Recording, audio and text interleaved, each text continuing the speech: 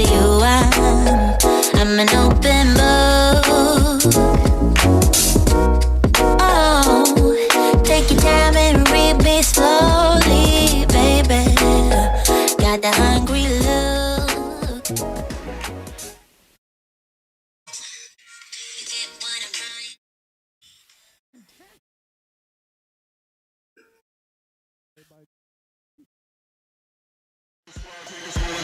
Like It or Not with Benjamin Dixon starts now.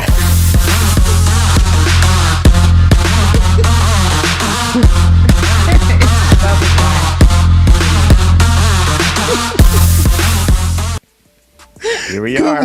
Good morning. Welcome to Like It or Not, where we're free to tell the truth and not care who doesn't like it. Today is, what is it, Wednesday, March 10th. Today's Wednesday, yeah. Hump 2021. Day. Hump Day. We're halfway through the week. It's all the same days now to me, though. It is. It really Friday is. Feels like Tuesday because my kids are up all night as if they didn't have schoolwork the next day, but I digress. What's going on with the two of y'all? What's happening, folks? It's Wednesday. It's Wednesday. Shouts out to all the beautiful women. It is, we're still celebrating women all month, all year. Yes, sir. All the time. But shout out to all the beautiful women. Shouts out to my mama over there at the crib. Love you, mama. Hey, mama. Hey, Rebecca, mama. Hey, big mama too. What we had it too. Look. Hey, shout out to Sister Gwen. we know your mama by name, man. I know. Right? I love your mom. Up in the chat, we gotta get my mama home. We gotta have my mama call in, but y'all may not be able to understand. But I'm a translator. So yeah, I was gonna say. I'm about to say, as long as you translate, yeah. Now she speaks English, but she just misses a couple words. And Don't we all? She'll like fit me. right in. Right in regular English. Yeah, I mean, regular English is a whole full language anyway, so there's no problem to me. But anyway, what else is going on? I mean, obviously news and politics. Hit that share, like, and subscribe button. You know what time it is. Shout out to everyone in the chat rooms. Good morning to all of you. We got a lot of news and politics to cover, as well as some guests coming up. We can jump. I wasn't going to jump right into. I was going to pass it back to you like I normally do. Rebecca, what's on your mind? Hold on. There's a couple of things. I want to touch on two things before we start, just to have a conversation about. And one of those things where I said I didn't want to break bread or even talk to the people on Twitter because they kind of mean. So Coming to America, I see that you loved it. Yeah, it was corny. It was good. I liked it. Yeah, it wasn't that too. It was. See, it's so crazy because here's the thing, right? I was watching it with people who are American and people from Africa.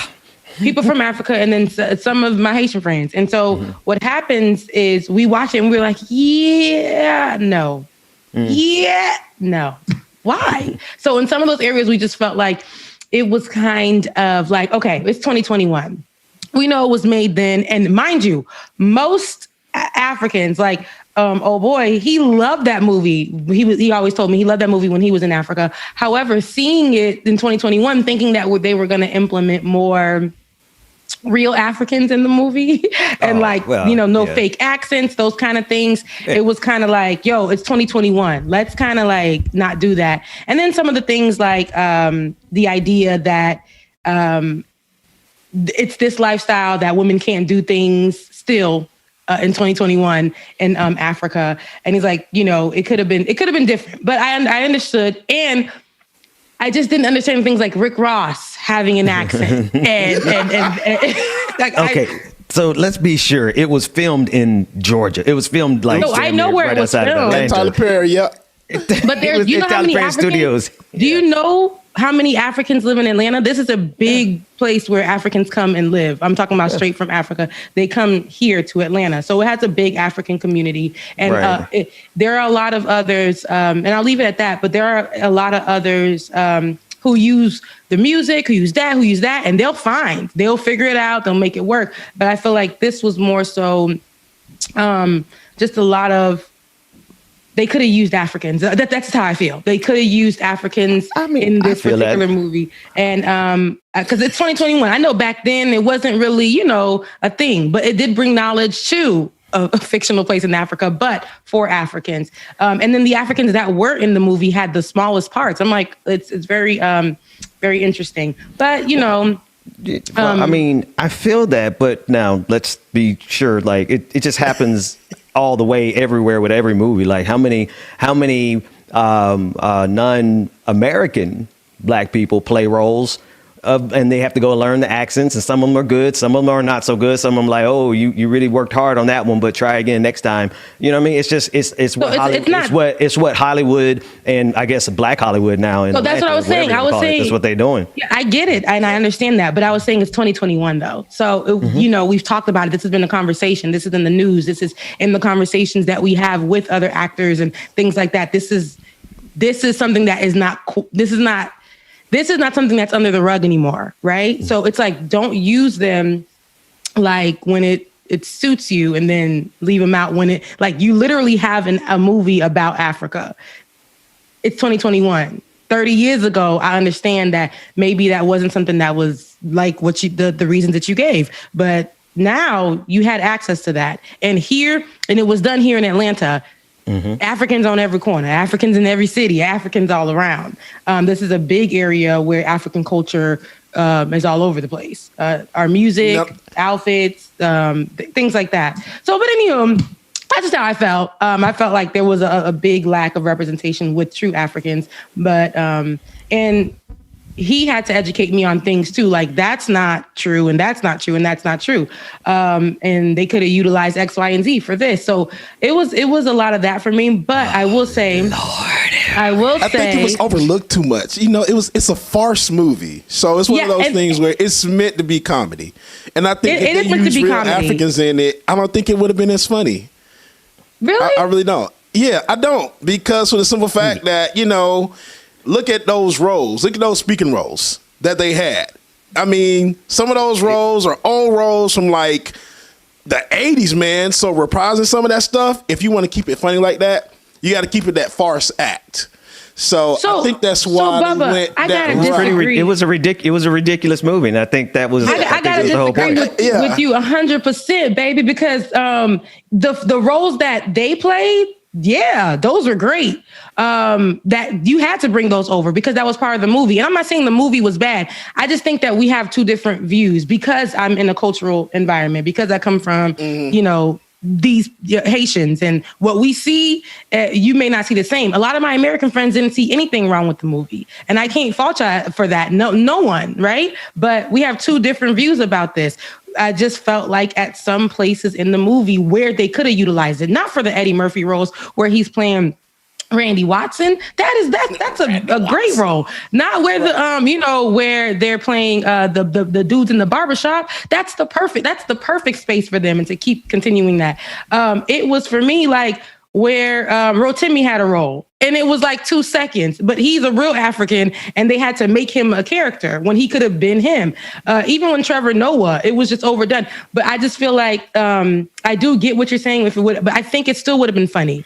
I think they still could have found the comedy in that. You know, Africans are funny too. They get it. They love the first movie. So I wouldn't agree with that, but I just think it's 2021, and when we're gonna start, I think the same thing about when they have other people playing Haitian roles in shows, speaking the language, and it doesn't make any sense to me, because I'm like, just go get a Haitian actor so that they can speak the language and do the role. I feel you. I don't like necessarily disagree with your assessment. I'm just like, okay, it was a corny movie like the first one. I think people have a lot of fond memories of the first one that really don't really match up to what they talk. You know, the first one was corny. The first one was like they both were corny. Farce. Yeah. So I mean, to each their own. Like, shout out to everybody who felt that way. You know, you got the right to feel that way. So.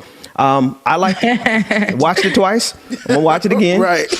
Yeah. And you know, more power to everybody. You know. Yeah, shout out to my Africans, shout out to my Haitians, everybody. But now, but see, but you know, I'll leave it. The only thing I'm gonna say is that let's keep. I don't even want us to keep that same energy. I was gonna say keep that same energy when non-African Americans play African American. And I do. I definitely do. But I don't think we need to have that energy, right? I'm saying, hang on a second. I don't think we need to have that energy because everybody's accents is a whole full of a mess with the diaspora. Like we all, like everybody, of course you can get actors who are from specific places, fine, and they should do that. I think one of the problems is they filmed this in the quarantine and we on isolation. They probably couldn't get folks to come in because they don't want to come to America because we a whole mess over here in Atlanta. That's one thing. Travel is a whole mess. But setting that aside, like, I mean, everybody has a right to feel how they feel about it. I think there was a lot of people who said that about Black Panther as well. Right. There was a lot of people who said, especially that Forrest Whitaker's sorry accent, like the power of the Black Panther. I mean, that was a whole mess. So, I mean, I get it. I dig it. I just feel like it's just they mix and match all the time. And honestly, it's a labor issue, too. The reason they get so many non-Americans is because, well, I mean, it's a labor issue and they actually can, break some labor laws in order to get people from another country to do roles for African Americans. So if they're doing that in one respect, I could dig it. That's not what I'm saying. No, I know, but I'm adding. I know that's not what you're saying, but I'm expanding the conversation just a little bit. But I mean, to everyone who felt that way, I don't disagree with you, Phil. Well, I mean, like I said, it was a cool movie. It was corny, just like the first one. But I think that because we're in 2021, a little bit more upgrade. We're in Atlanta, and I get for the other ones because it's quarantine, they couldn't go. Say it was somewhere else, and there wasn't that particular demographic there. But Atlanta has a huge demographic of that, and the culture is all around here, whether it's the clubs, the music, the clothing, every corner, hair braiding, all of that. It's all here. You know what I mean? And the difference between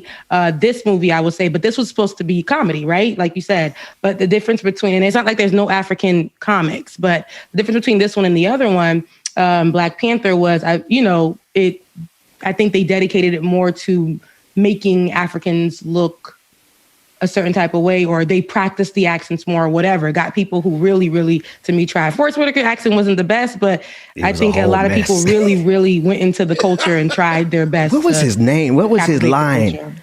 The power of the Black Panther. I'm like, bro, like that was a he had a small part. Yeah. Anything else, Rebecca? No, this was the second thing. I just wanted to put that out there to show that. She just want to put that out there on behalf of her African angel. That's all. It's on behalf of myself. It wasn't even only him. It was my whole crib, my whole family, actually. But it was, Piers Morgan. That was glorious. Man, what? Ben, when you said it yesterday that he was jealous, I didn't understand what you were saying. Yeah. And I mean, I thought you were saying because the Queen didn't invite him to something. No, he's really low, high key.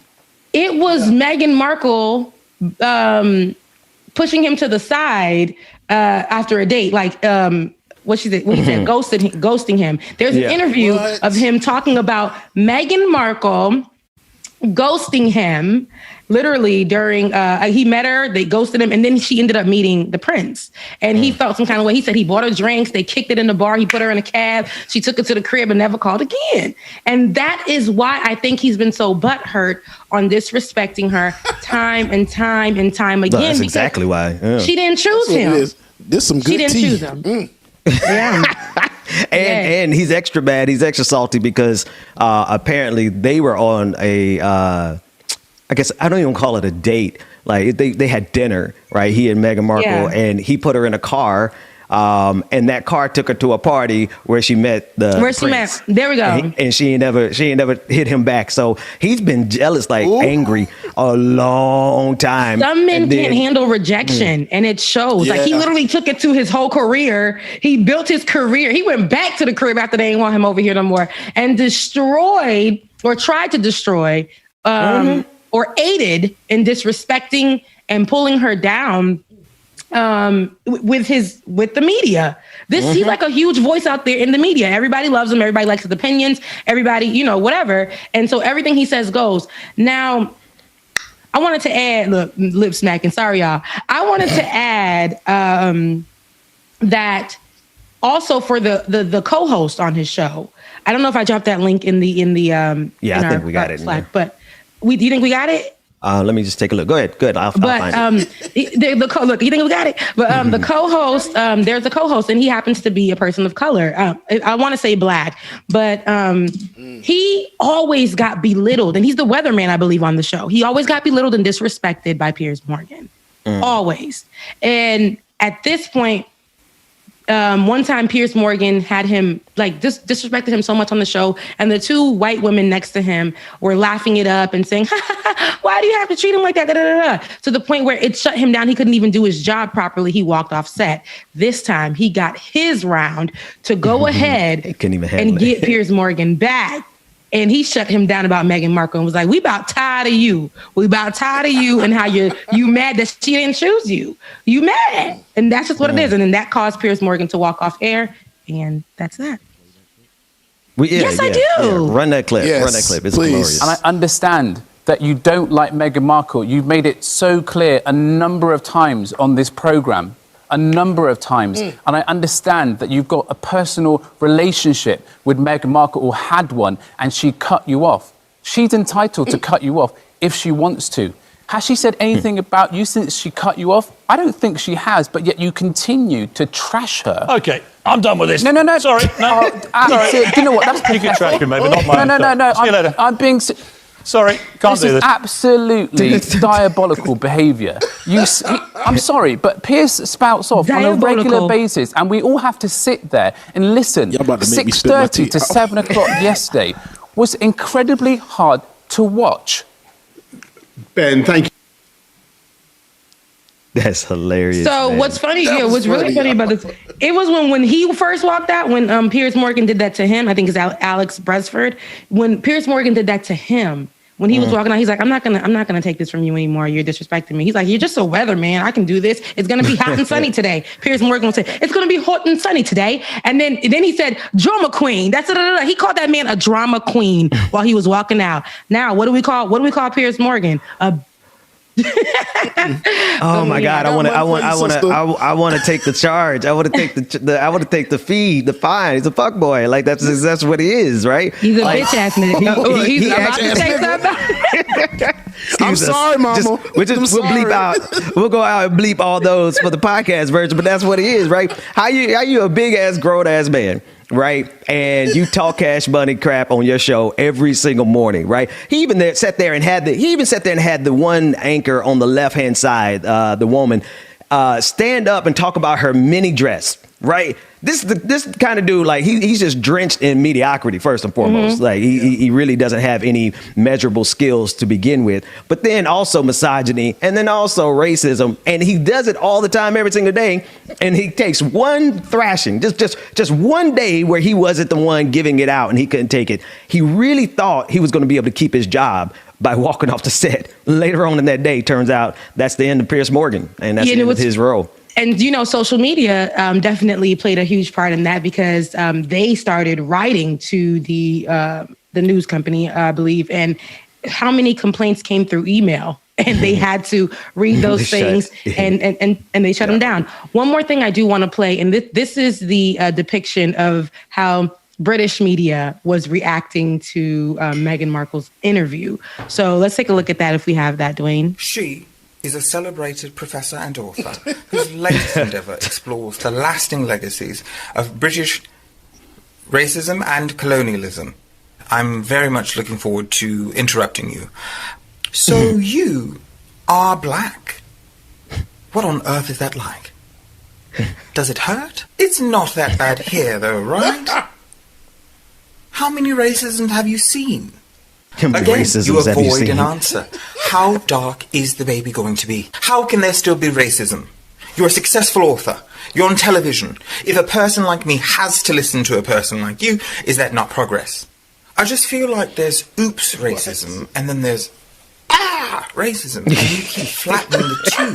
Your experience of them as a black person is that they're the same. Man. But I know when I mean oops, and I know when I mean So it's like, oops, there's oops racism, and then there's racism. Racism. So we're more in the oops racism department. That's ridiculous to me, but that is really what they are doing. And every comment that has come about has sounded like that from people over there. And it's just like, it was just a little bit of racism. Ain't nothing wrong with that. Just a little sprinkled ink right there. Ain't nothing wrong with asking about the color of the baby. Just want to know if he's going to be black. That's like, Rebecca. Or will it have a single? No. They want to know if it has a single drop of melanin. That's what they want to know. If you have or a little curl on the edge, right? Just the slightest bit of, substance to your hair. Anyway. Let me stop. Let's talk about some politics for a bit here. Biden's stimulus package. It's really a bad political move that he's making here. In a press conference on Tuesday, Press Secretary Jen Psaki confirmed that Joe Biden's name will not be on the stimulus checks in the same way that they were for President Trump. Psaki said, "This is not about him. This is about the American people getting relief." Let's take a look at that clip. On whether or not he wants his signature on there like former President Trump demanded? Well, we are doing everything in our power to expedite the payments and not delay them, which is why the president's name will not appear on the memo line of this round of stimulus checks. The checks will be signed by a career official at the Bureau of Fiscal Service. This is not about him. This is about the American people getting relief, almost 160 million of them. So he did not want his name to appear on the checks? He didn't think that was a priority or a necessary step. His focus was on getting them out as quickly as possible. So, in the sum total of everything, it doesn't matter whether or not his name is on the check. But I think it's kind of part and parcel with how bad Democrats are at messaging. Not only are people getting less money, right, but they're not even going to get credit for the things that they did do. And this is the one thing the Republicans are really good at. They're going to take credit for everything. They're going to attack this stimulus bill. They didn't vote for the stimulus bill. But when it comes time for people to actually get money, now they are going to take credit for getting this money to the people, the little $1,400. They're going to take credit for that. And so it's not to me about, I don't really care about the pomp and circumstance of signing your name on a check, but it really just shows that Democrats ain't out here playing politics the right way. They simply are not, because there are a couple of good things in this bill, and we'll talk about them in a minute, particularly for a couple of things for black farmers specifically, right? A couple of things for families with children. All right. Those are decent things. But at the same time, if you don't tell the people what you did for them, then the people have no idea what you did for them. That money's going to hit their bank account. They're going to be like, oh, cool, and move on about their business. And this is just another misstep. It's just another misstep leading into the 2022 election, because in 2022, people are going to be like, what was done for us? Well, from their perspective, it's going to be a whole bunch of nothing. Yeah. What you think? I think I agree. If they're not, and this is why I say that our current administration is too silent right now. Let the people know what's getting done, where it's going, how it's going. Get with the community, start talking to them, educate them on what's going on. Because you drop that money in my account, I'm about to spend it, even if I don't make it right back. Pay some bills and just be like, what is the government doing? Yep. What are they doing? Right. So at this point, I think, they should definitely be. I don't know why they're trying to give the facade of, and they late with it too, but I don't know why they're trying to give the facade that them just putting money in your account is enough. It's messaging. They got to tell people what communication. They're doing. It's a relationship.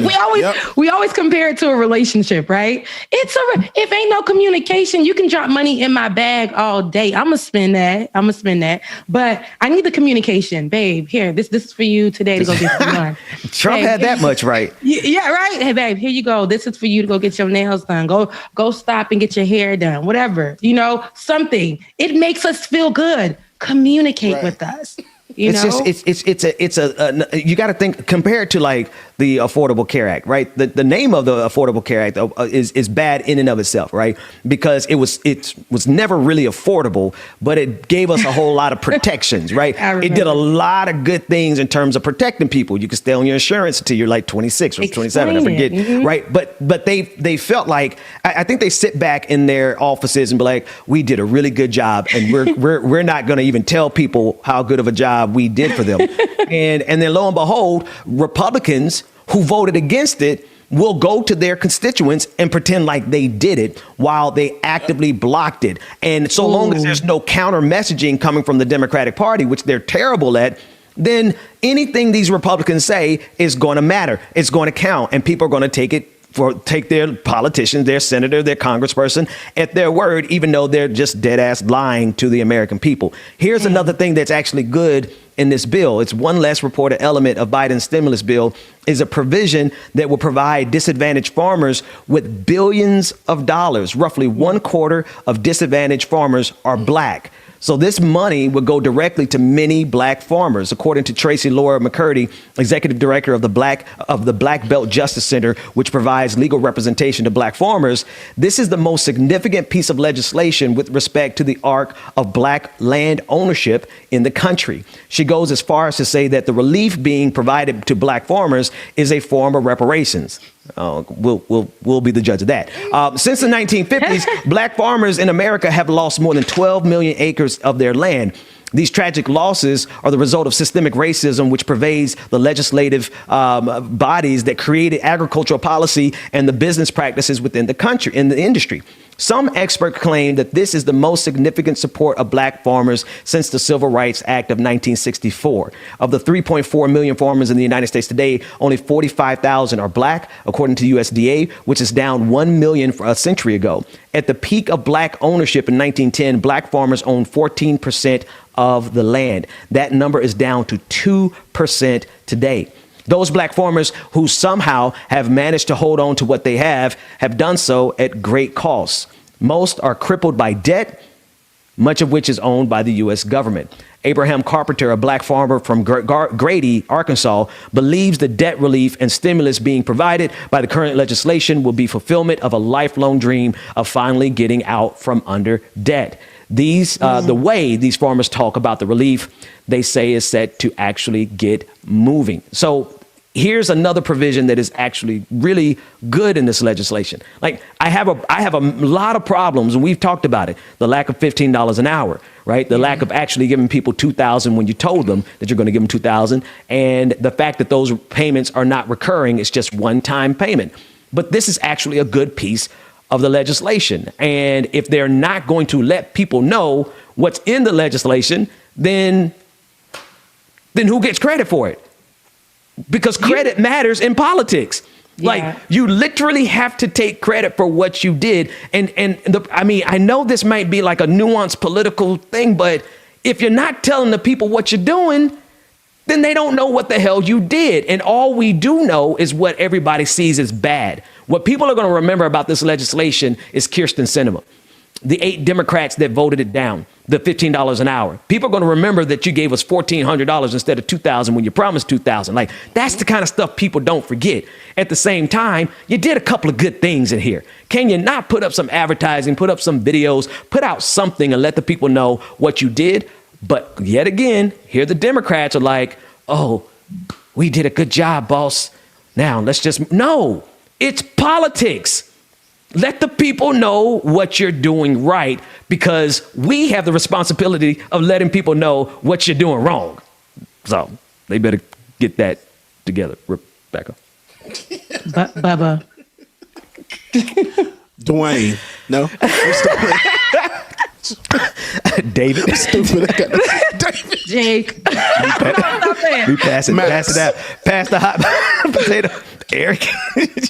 No, but seriously though, the communication part of it is what you said. It needs to be done.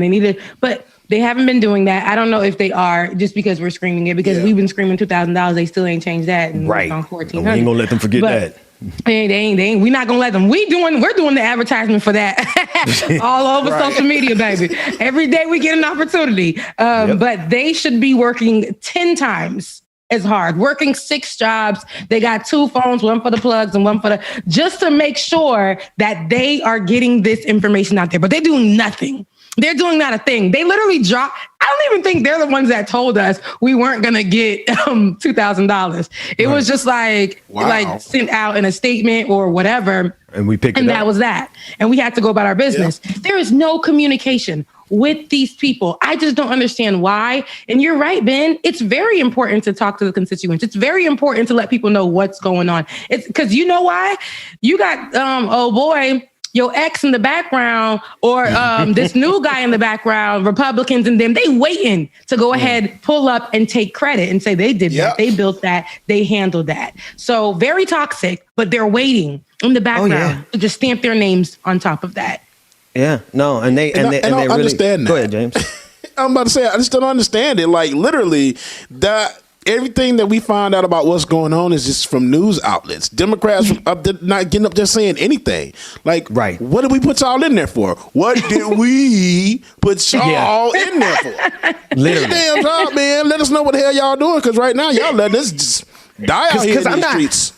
I'm gonna be true. I'm gonna be honest with you. I'm not inclined to use my time on this air telling y'all about the good stuff. Anybody does. Right. Because on the opposite side of it is all the bad stuff that they consistently do. So I'm not going to use my time to say, oh, the Democrats did good here, do good. But I would like to, though. Honestly, I would like to because I would like for them to do good things so that we can so that we can report the actual factual good things that they're doing. Right. Because right now it's kind of like, how do we know? And then what matters the most is how you guys are hurting people right now. And that's what we need to speak about so that we can educate people on what's about to go down so they can possibly prepare themselves to be able to take that hit or not. Right. You know? Because check me out. So. 40, like the thing that we talked about that was good in this bill, particularly for black farmers, that affects 45,000 people, 45,000 black farmers, right? The fact that they did not pass the $15 minimum wage affects like 45% of black workers, right? So we're talking about like we're having to find the one or two little good things in this bill that are targeting towards small groups. You know, the farmers, good on you. People with children, good on them, right? That's great. But in talking about the broader community, the broader nation, all the workers, like you guys missed the opportunity. No, you didn't take actually, you shot down the opportunity to help 45% of black labor with that $15 an hour performance from Kyrsten Sinema, right? So my thing is like, if we gotta read through all your legislation and find the one or two little good things that you did good, one, that shows that you're bad at politics. And this is a political game.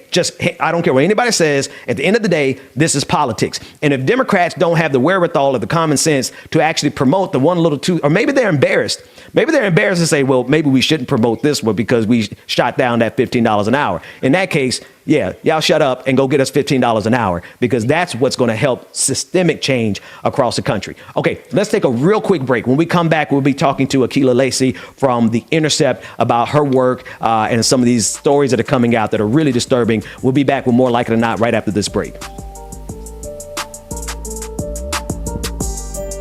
Good morning, people. Good morning again. Shout out to everybody that's joining us this morning. It is Wednesday, March 10th. Y'all, we made it through the hump day. Made it through. The day just getting started, so we still got a whole lot of day left. But yeah, we're going to make sure that you get your day started right, y'all. So we're going to get into some of this good music.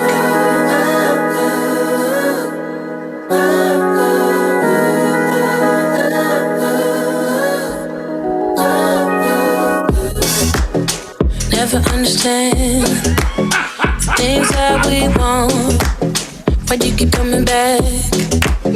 I want love you don't know. So why are you here? Yeah. Shout out to everybody that's here in the chat room this morning, y'all. We greatly appreciate y'all being here. Shout out Sensation. Hey, mama. Where my heart is at. Nats. Good morning, Nats. Nat, hey, I see you in there. Good morning. My love is lost.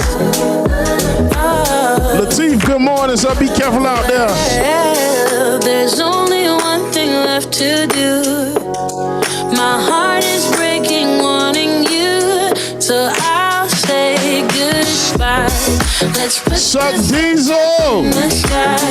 Happy birthday, Stuart Eshelman. And while we on birthdays, let me cut down my music real quick, y'all, and give a special birthday shout out to my niece, Tatiana, who turned 16 today. My gosh, 16. And that's my baby. I love you, Tatiana. Happy birthday, baby. I can't change the past, Don't wanna complicate things. Brenda, good morning. Goku. Esther, good morning. Was it real?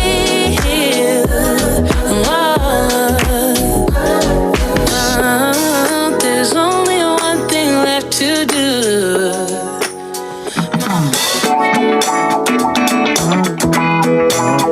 Gail, thank you so much for your super chat. All right, 5 days until you're 50. That's awesome.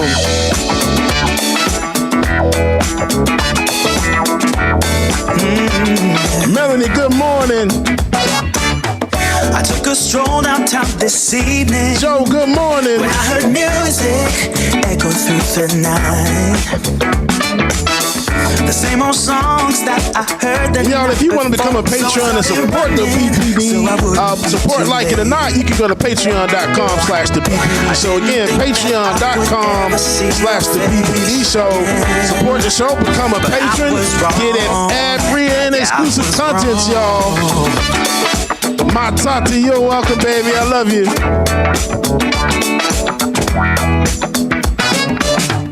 When I got close, my heart was pumping to the beat that was blasting through the night.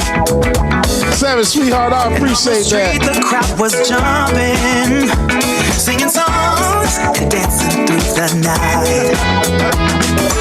I didn't think that I would ever see your face. Renee, I know, right? It is time for driving lessons. I guess I'll go ahead and teach her. I can't believe we're dancing in the street. All I ever wanted was to get close to you. Now I'm burning in your atmosphere. I can't feel my feet while we're dancing in the street in the neon light. With the music on repeat all through the night.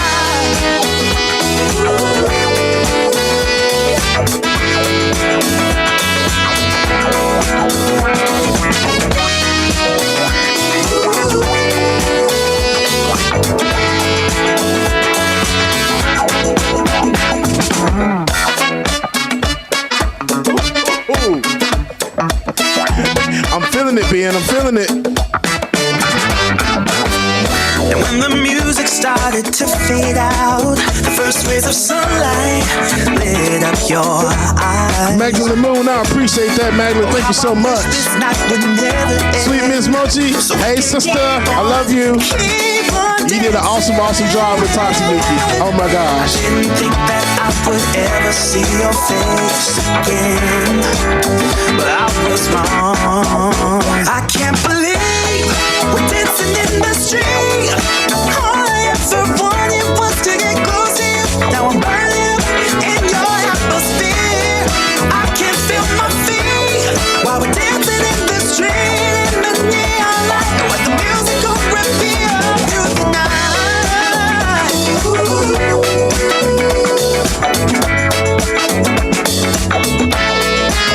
All right, ladies and gentlemen, I hope y'all enjoyed that one. That's called With Music on Repeat, man. That was a dope track.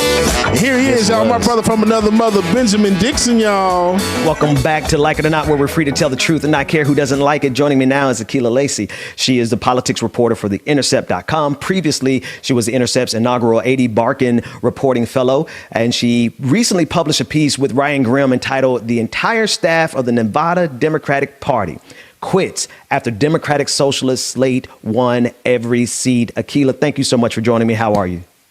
I'm okay, Ben. How are you? Thanks for having me. Pleasure is ours. I want to dig into your reporting.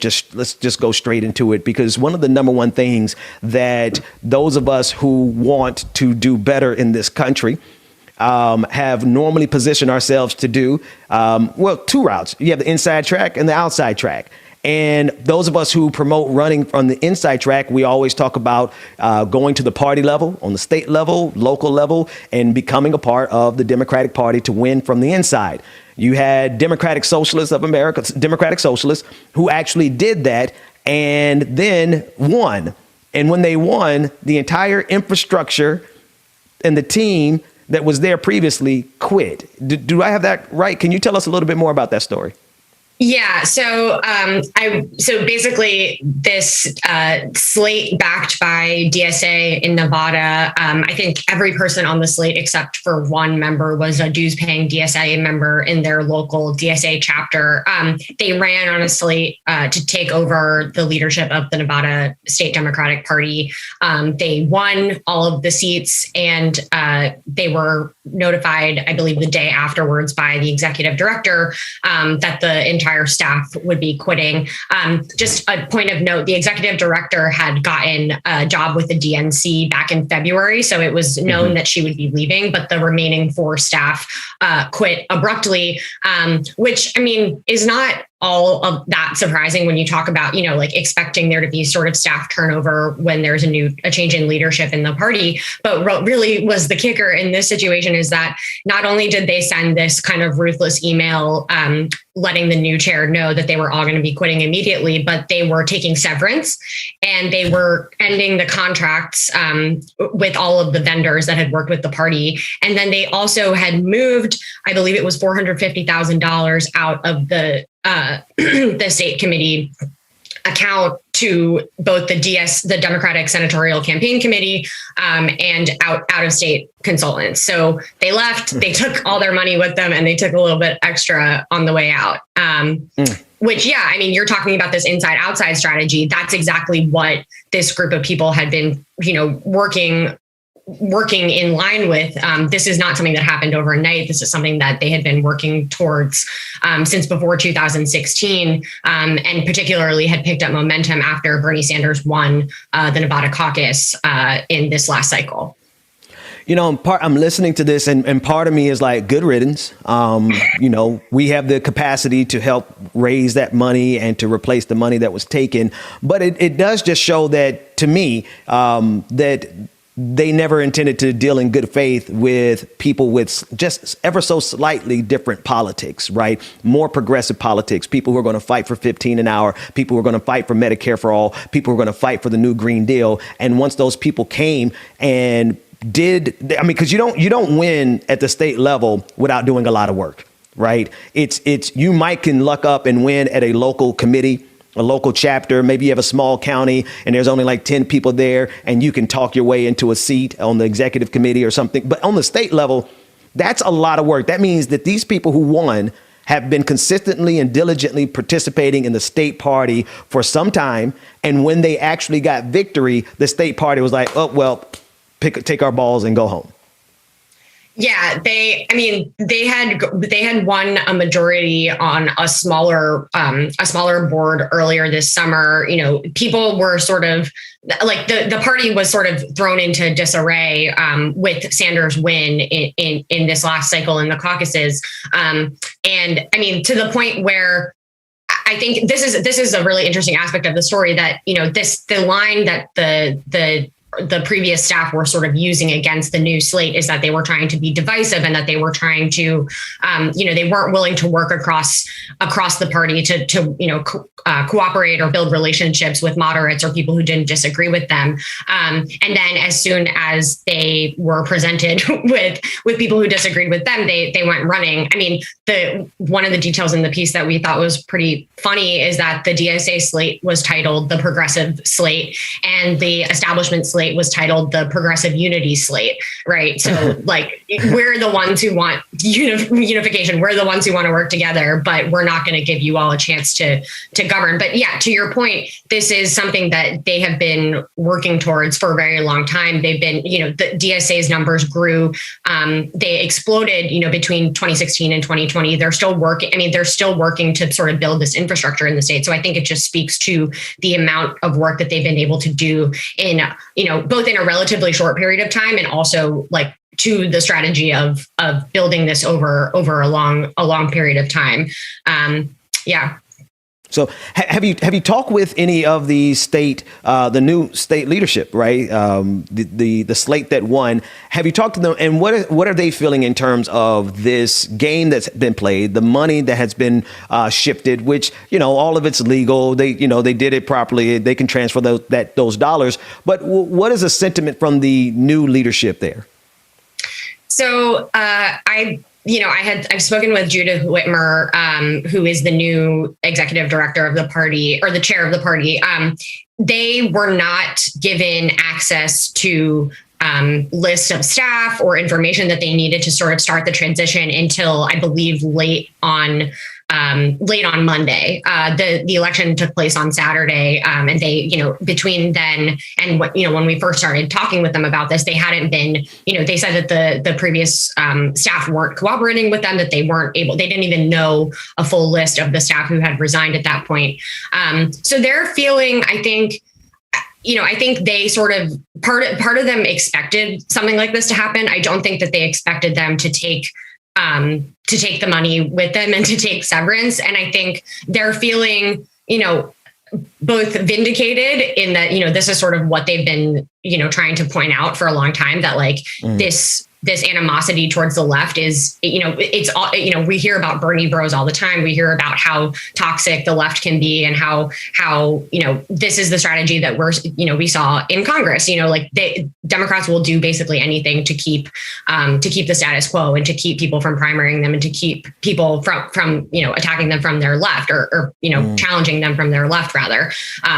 So they're feeling that, this is an example of what they've been sort of trying to bring attention to for a long time, but also feeling like this has given them sort of momentum to come in, with the ball rolling. I think they've already raised a significant amount of money just in the last few days, based on news around this.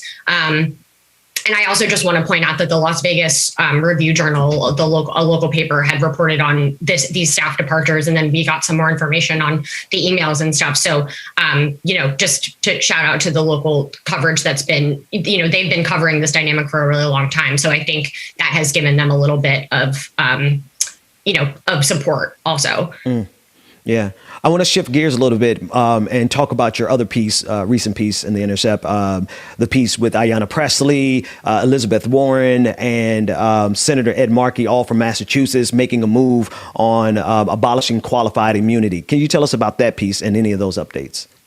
Absolutely. So this bill that Ed Markey and Ayanna Pressley introduced in the beginning of this month is a reintroduction of a similar bill that Ayanna Pressley had introduced last session with Justin Amash, who is no longer in Congress.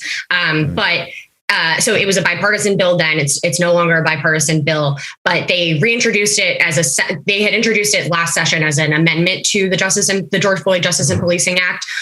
They introduced it this time as a separate bill. And some of the backstory on that is that some moderate Democrats led by Josh Gottheimer and Tom O'Halloran in Arizona had been pushing back to some of the provisions in the Justice and Policing Act, particularly around qualified immunity.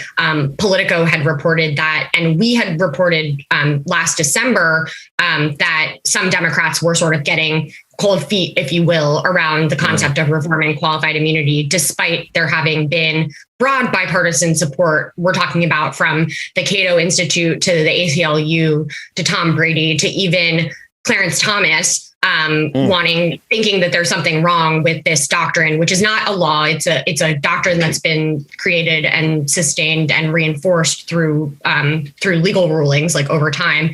That this is something that doesn't make sense. This sort of protection that is afforded basically to police officers are the only people, one of the only professions in the country that are afforded this sort of protection, both that helps them get around constitutional protections for other people and avoid, civil lawsuits in situations where they've violated a person's constitutional rights. So Pressley and Markey have reintroduced this bill. Despite there being pushback now, and that pushback has come sort of in tandem with some of the other sort of backlash that we've seen to protests this summer, to calls to defund the police. And this is an example of how some of the sort of, the lack of nuance in some of the rhetoric around this stuff has jeopardized reforms that really were popular and had a lot of support. And so, we thought, possibly before all of this stuff happened last year, that qualified immunity might be on the table as something that, people on both sides of the party could get behind. There's actually a Republican, Mike Braun, who introduced his own bill last session to similarly reform qualified immunity. He then went on Tucker Carlson's show and swiftly, retracted that bill after pushback from police unions and police officers who started attacking him. We reported that a similar thing happened with Bill Pascrell, a congressman from New Jersey, who said he didn't want to be made to quote unquote walk the plank on qualified immunity during the infamous call that House Democrats had after midterms last year. So we had a sense that this was going to be an issue. The fact that they've introduced this bill, this goes further than the provision in the JPA. This would actually completely end qualified immunity. What's currently in JPA would only limit it, and even people didn't even want it to be limited. Like, people wanted to water down that provision, and so this is an unprecedented push. I'm not exactly sure how much it has a chance of success. But the other piece I wanted to add on this is that the Congresswoman was able to negotiate in exchange for her voting yes on the Justice and Policing Act. She was able to negotiate a series of hearings in the Judiciary Committee on police reform, and specifically a markup on their qualified immunity bill, which is huge. She's not even on the Judiciary Committee. And I think it just speaks to sort of this disconnect between all of the rhetoric that we're hearing around JPA, how good it is, how much of a sweeping, set of reforms it is. And in many ways, that's true. But a lot of these things are already illegal at the local level. I think a lot of people in Congress are frustrated that it's taken even this long to get something like this back on the floor. And at the end of the day, it's unclear how much impact it will really have. And so the fact that Congresswoman Presley, who's been advocating and one of the loudest advocates for putting some of these reforms into the congressional conversation and onto the floor, had the foresight to say, okay, well, we don't want the American people to think that this is all we're going to do on this. We can pass this bill, but we actually need to have congressional discussions about these other things, about looking into consent decrees, looking into marking up this bill. So I think that is even more of an interesting kind of spin on what's been happening. Yeah. And it is depressing, but also sobering, I think is the word I'm looking for. The pushback that's coming from within circles of the Democratic Party, who literally need the black vote, minority votes, the people who are the direct victims, the disproportionate victims of police brutality. And so what in your reporting, or what have you found in terms of the justification that's coming? Like, how are they holding that balance in their head? The fact that they need us to vote, but once we get them in there, they themselves, not Congresswoman and not Senator Markey, obviously, or Senator Elizabeth Warren, because they're leading the charge in this regard, but they are getting pushback from the establishment that literally needs our votes. What did you find in that? It's unfortunate because I think that the conversation right now is still really focused on how this conversation around policing alienated white voters in moderate districts, and not how it boosted Democratic registration, how it engaged Black and brown voters in ways that we haven't seen ever before. That is treated as something that's insignificant in Democratic strategy, which I think it's depressing, but it's not surprising at all. Moderates and party leadership are more afraid of the power that police forces and police unions have to message on this stuff, whether it's true or not. Part of the thing that's so frustrating about this conversation about defund the police is that I think there's less than 5 members of Congress that have ever even said those words. This is not something that the party is running on. And I'm not saying that's a good thing or a bad thing. I'm just saying that the idea that this whole conversation is so toxic to the Democratic Party strategy is really sort of like, a galaxy brain take. Like, they're not running on this. They're doing the bare minimum, and they're still being controlled by these forces that are coming out and saying, okay, well, if you're going to vote for this, like, we're going to retract our police union endorsement. Like, we're going to turn all these people against you. And unfortunately, I think the calculation has been that matters more than engaging and listening to the things that Black and brown voters have been asking for and demanding.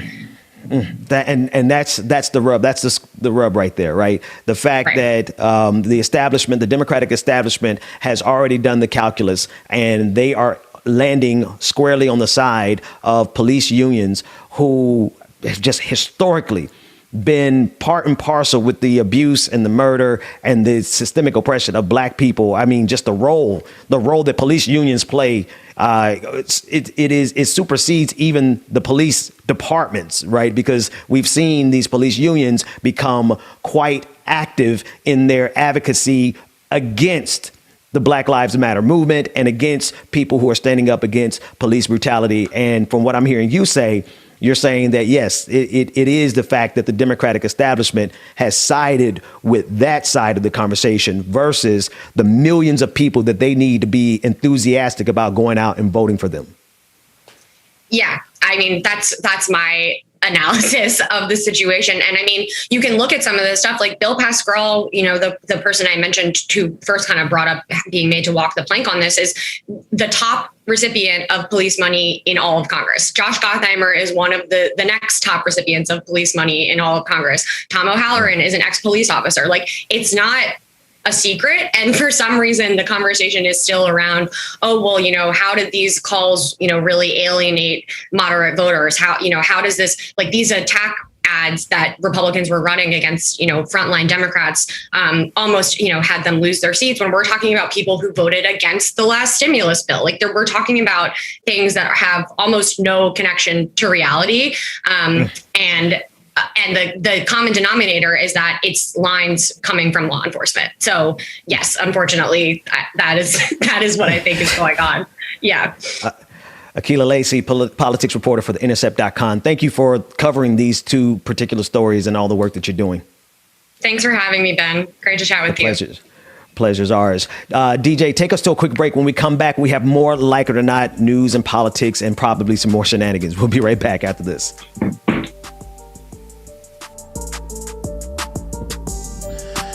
Akela Lacy, thank you so much again for joining us this morning. You hope you enjoyed the show. We know, like we did, so much. Thank you. We're going to get into some of this good music, y'all.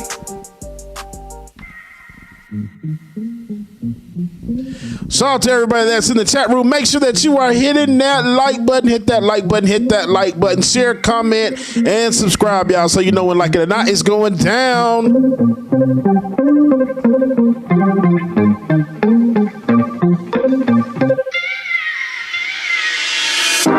I've been waiting all night.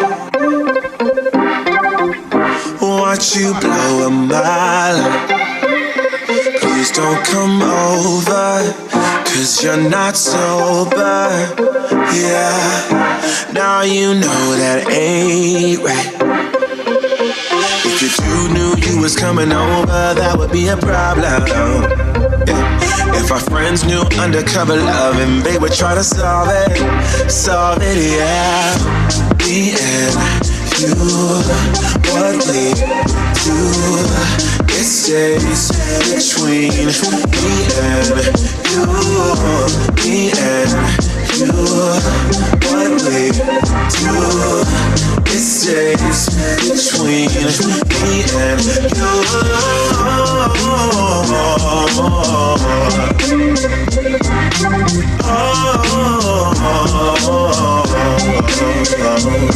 Hey, please don't touch me like that.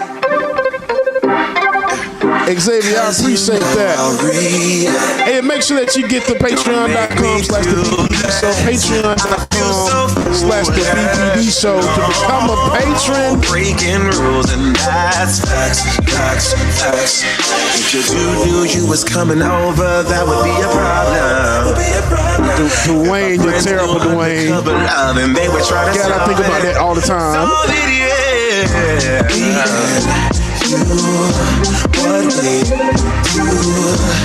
Martin Benton, I appreciate you so much. Thank you.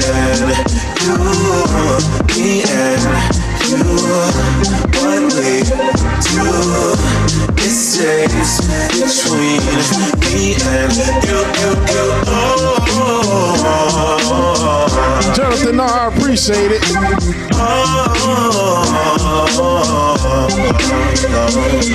And I know that when you come along, I'll be sure. If it's wrong, then tell me that I'm wrong. I don't care. Yeah.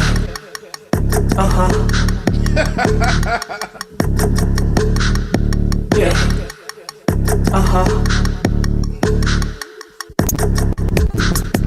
Yeah.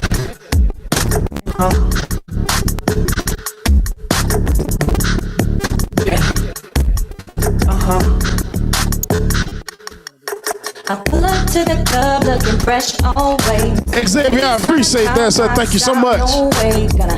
Keep riding like it's Bright Church, Ron Pugh, good morning. Purple Rain Hearts, what's going on? I see you. My way, I got the swag. I got the bills.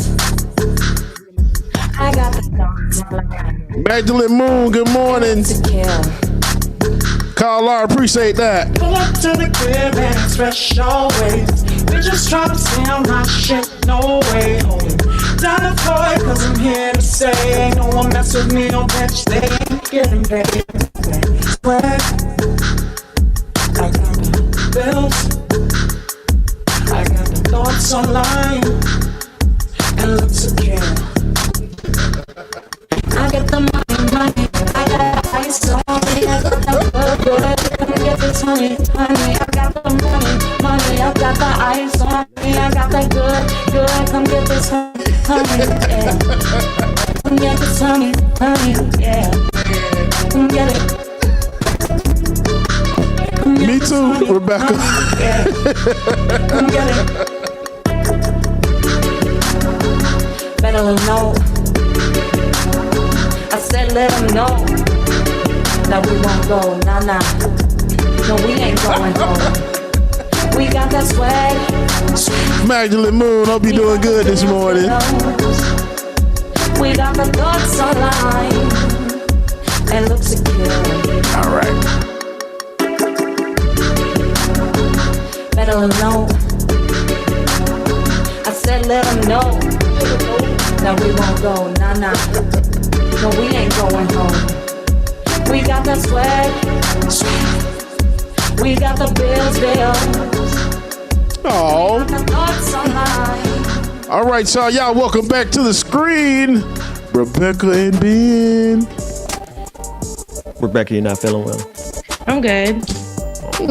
You look nice though. Sis, I meant to tell you that earlier. You looking good over there, looking fly and everything. Thank you. I did put my best foot forward this morning and give it an extra 5 minutes. What's that, velvet? Crust velvet. It is. Because let me tell you, this is the thing. When I get up in the morning, I literally just open my closet. I don't care what I pull because I have to work. So I don't have time to really be like, oh, I'm gonna wear this today. I'm wearing this. I just pull something and whatever I touch, that's it. And then I open my jewelry box and what's the fastest I can get to that matches, that's it.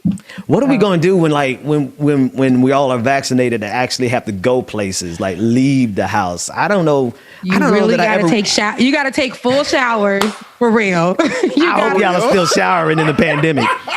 I really hope folks are still. You can't just take a shower that night just to wash out like, white. I'm good.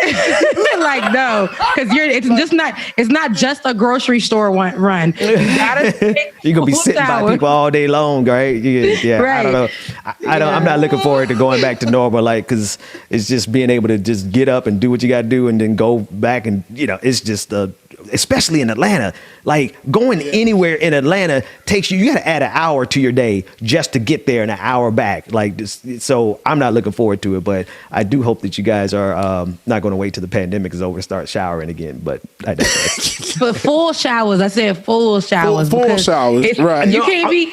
You at home, like I'm talking about those folks who, like, we found out folks take whole showers and don't even wash their legs. I'm talking to those folks. That's an interesting case. That's an interesting case. Somebody in the chat said hashtag wash your meat. Both Speaking ways. of washing your meat, we talk about like those videos. Remember the videos of like people actually putting Dove, like putting the whole dish detergent on the chicken and washing it. And they don't know that is, and I know that they play like that on TikTok, but they don't know that people are really stupid enough to do that because people inject themselves with bleach, remember? Yeah. So. Yeah. And what was it? The hydroxychloroquine. Like they started taking that. Look, I was about to try to murder it. And I murdered it. Y'all got to be careful what y'all watch on these internets. That said, you actually got to be careful around all these politicians too, because this your guy out of New York got even more accusations against him. Yeah, Andrew Cuomo, more women spoke out.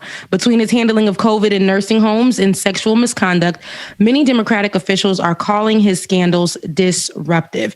During the early days of the pandemic, New York was considered the epicenter of the virus, and Cuomo was viewed as an admired leader. I remember that for how he was handling the pandemic. Mm-hmm. He was a superstar. He was that man. He was fine to people. He was the next president. Now, the scandals keep piling. Two more women came out over the weekend accusing Governor Cuomo of sexual misconduct. That is a total of 5 now. That's a total of 5 women who have now accused Andrew Cuomo. Y'all just putting Andrew Cuomo now. It ain't even Governor Cuomo no more. I remember when it was. Right. This has led to many top Democrats, including the head of the New York State Senate, as well as New York Republicans, to call for the governor to step down. On Sunday, Cuomo told reports that stepping down would be anti-democratic. On Monday, the New York State Attorney General announced the 2 lawyers who will lead an investigation into these allegations. On Wednesday, because this was Sunday, Monday, now we're on Wednesday, Cuomo faced yet another allegation of sexual harassment, this time from a woman who works with the New York's governor's mansion. The accuser alleges that Cuomo touched her without consent during a meeting at the mansion. And then we've been covering this since, the end of last year. Yeah. And a lot of people didn't want to believe that woman, Lindsay Boylan, who originally was the first one to speak up about this. And she's been speaking up about this for a while. It just circled back at the end of last year. And they were saying because Cuomo was coming up in rank and he was becoming more lovable. He had a segment on CNN with his brother, who said that he's black on the inside. And this is where the problem lied, because of that, because everybody loved him, we couldn't. How dare we say that he actually did this? He actually did harass this woman. And the thing about it is, she's coming up for a certain position, and I don't remember what exactly that position is, but she's running for a position in the city of, I think, in New York City. And she wants to, they're saying that she was doing that because she is coming up. She said, no, I've been doing this. I want to do this. It's not about that. I just think that it's a disservice for me to step in these places and not say that this happened to me while this man is coming up. It doesn't make any sense. And people were like, well, I don't believe her. And even if he did do it, we don't care. So, but now all these women, we got 5 now. We got 5. So. And it's probably going to end up being more. It's probably going to end up being a lot more, I think. Bruh. It always does when you open up that Pandora's box and you get somebody who allegedly, or whatever you want to say, does this type of thing. It's always more. What bothers me the most is the fact that people are willing to ignore it because he was their favorite politician. right? That's crazy. And that's the number one problem we got in this country is that people become super fans of these politicians, and then they're like, well, I don't care what they do. No, you really should, not only because of the hypocrisy of it, but also because of the human decency of it. If you let people continue to get away with this, they're going to continue to get away with it. I know, I don't know Lindsey Boylan personally, but I've been following her campaign. And she ran her campaign the first time around, and she mentioned it. She talked about it, but that was not the basis of her campaign by any measure. She ran a hell of a campaign. She didn't win, but she took it on the chin. Like, she spoke up when it was not popular to speak up, right? She was the one, and it always takes somebody to be the brave one to step out there, because look what happens when people step out there, when women step out there. And I don't have to testify to this. Everybody in the audience, especially women, you know this. When you speak out against somebody who's popular and powerful, it does not do you any good. You're going to be on the defensive every single day, because you're going to be attacked by those people who, if they saw Donald Trump do it, they would be ready to call out the troops to take that man to the gulag, right? But if their favorite politician, Andrew Cuomo, does it, then they don't believe her, and then they attack her.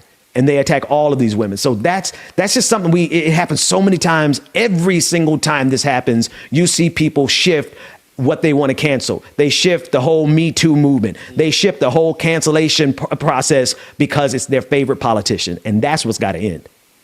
Yeah, agreed. And that's how Mary had a little lamb. No, a lot of you said a point there, and about women who speak up against these men in power, and it could be about abuse in the work environment. Right. It doesn't even have to be sexual. It could be all kinds of things, disrespect. And once you speak up, because I know this from experience, like nobody's business. Once you speak up to one of these white men, once you speak up to one of these white men, and I laugh about that because one of them is suspect. But once you speak up in front of these white men, or about these white men, or any man in power, to be honest, they're going to look at you crazy. How long did it take for people to start realizing that, hey, there could be some truth to what's happening? And even if it's presented, remember when they said believe? That's why when I did that story, I kept saying, I hear you guys, but y'all was just saying believe all women. You guys were just saying believe women. You guys were just saying, we're supporters of the Me Too movement. You guys were just saying time's up. And now, because it's Cuomo, y'all forgot about all of that. All of it. So that's why I thought that to be very interesting. I just feel like it's also a power thing.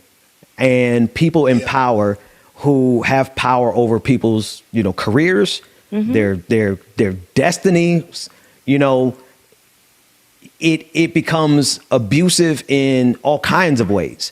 That's not only sexual assault or harassment, but also, like you kind of alluded to it, Rebecca, just like the trajectory of their career, right? And when you have the nerve to speak out against it, you'll be surprised. It's anytime you speak up, and it's not just, it's every scenario. I'm thinking of every scenario where when you speak up against something, you pay a price, right? You speak up against the Democratic Party, you pay a price. You speak up against your boss, you pay a price. And it's always, it doubles the victim, like it compounds the assault.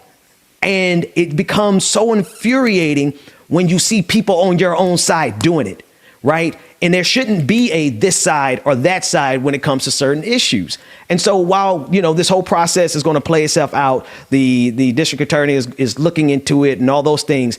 The most disgusting part about it is all the people who find ways of excusing it, knowing damn well that at some point in their life, they have either been on the receiving end of this type of assault, right? This power trip, or they've been on the giving side of that power trip, or they know somebody who's been assaulted. They've known somebody who's been harassed, but because of politics, because that's their favorite politician. That's why you can't be a fan of politicians, because there's going to be something you got to hold them accountable for. There's going to be something that you're going to have to check them on. But if you're so enamored, it's like this whole thing with Joe Biden.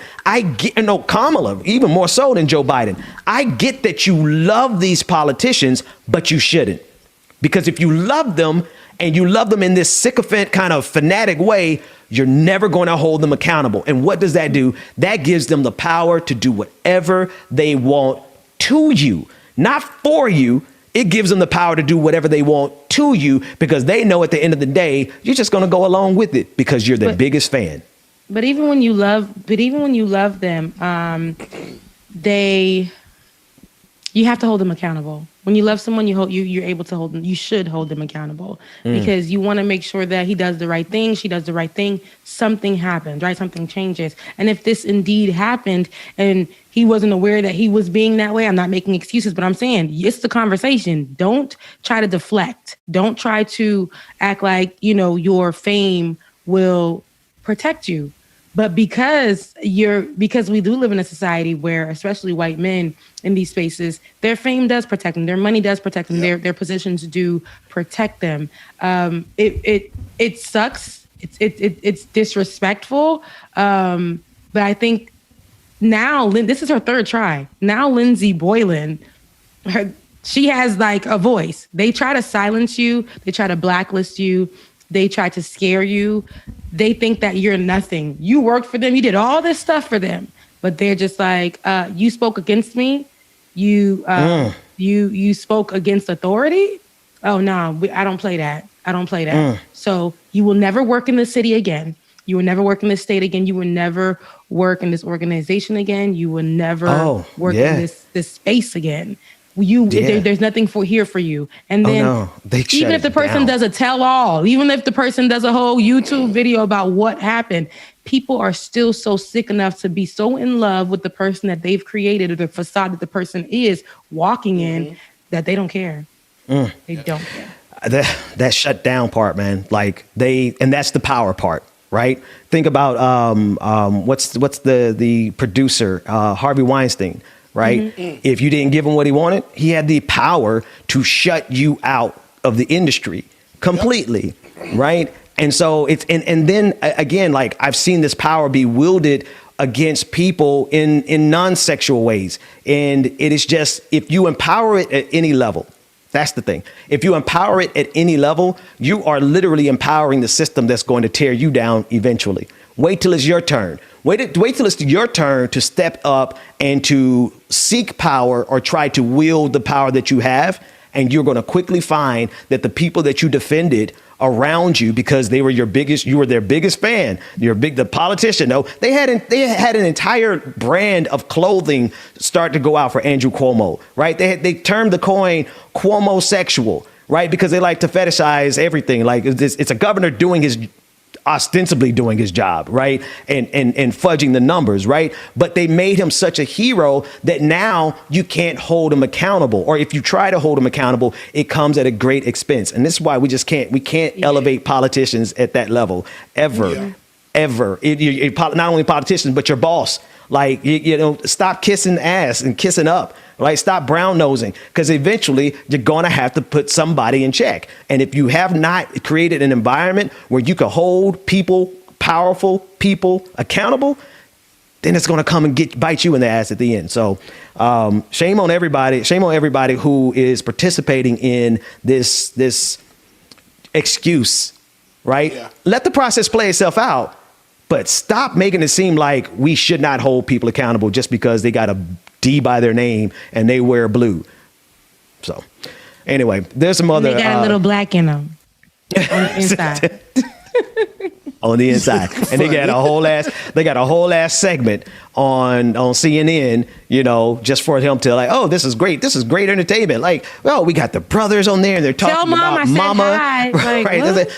Mom doesn't like me like you as much as she likes me. Like, they had this whole thing. And then Twitter was like, oh my God, this is what we love to see. Exactly. I love this. Brothers in the game. Like, oh my God. Exactly. Oh my God, they loved that. That was the height. How many segments? I bet you if you go back and count like how many hours and segments this man did with his brother on CNN, they probably did more coverage of that than the fight for 15. I tell you that much. Yeah. Here's another story that's coming. FBI, per usual, we understand this is nothing new to black people, but the FBI has announced that white supremacists are seeking affiliation with law enforcement and military branches. Based on an investigation that was done between 2016 and 2020, the FBI's division in San Antonio concluded that white supremacists and other right-wing extremists would very likely seek affiliation with military and law enforcement for the furtherance of their ideologies. Congressman Jamie Raskin, the chairman of the House Civil Rights and Civil Liberties Subcommittee, had this to say about the FBI's report in a statement released by his office. He said, when we asked the FBI last year to testify about white supremacists executing plans to infiltrate law enforcement across the United States, the Bureau refused and told us it had no evidence that racist infiltration was a problem. Now, the January insurrection and the growing evidence of off-duty law enforcement officers being involved in the attack on Congress and this newly leaked report confirmed in my mind that the FBI's failure to level with the American people about organized racist infiltration and law enforcement is having dangerous and deadly consequences. Here's the thing, like, we knew this, and the FBI sure as hell knew this, right? They're not, they have operatives everywhere. They know what the Klan is up to. They know what the Proud Boys are up to. They know what all these organizations that are far right-wing extremists are doing. And they know how they have been infiltrating not only the FBI, the Justice Department, they've been infiltrating the military for decades. And it took the January 6th terrorist attack for them to finally say, oh, well, now that you mention it, I guess there is white supremacy trying to infiltrate. Just this one, Rebecca, there was two police officers who were in a viral video dancing with the black community, who were then found to be marching up the steps on January 6th with the other white supremacists. So they're out there shucking and jiving like, oh, we love black people, we could dance with you in the streets. And then they line up with these white supremacist groups and go on an all-out attack against this country. And the FBI was like, oh, now we see what you mean. So when they were dancing with the black community, this is one of those stupid posts. And I think y'all need to stop. White and black people need to stop doing Facts. this. When you see white people and black people dancing together or whatever, that does not mean that racism is over in one picture. Because that usually is like the caption, right? When you see that, oh, racism finished in one picture. No, it doesn't work like that. All lives matter. Finished because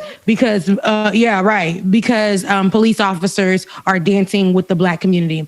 Racism is over because this police officer went to the black community and threw a basketball in the hoop and made the video go viral. It doesn't work like that.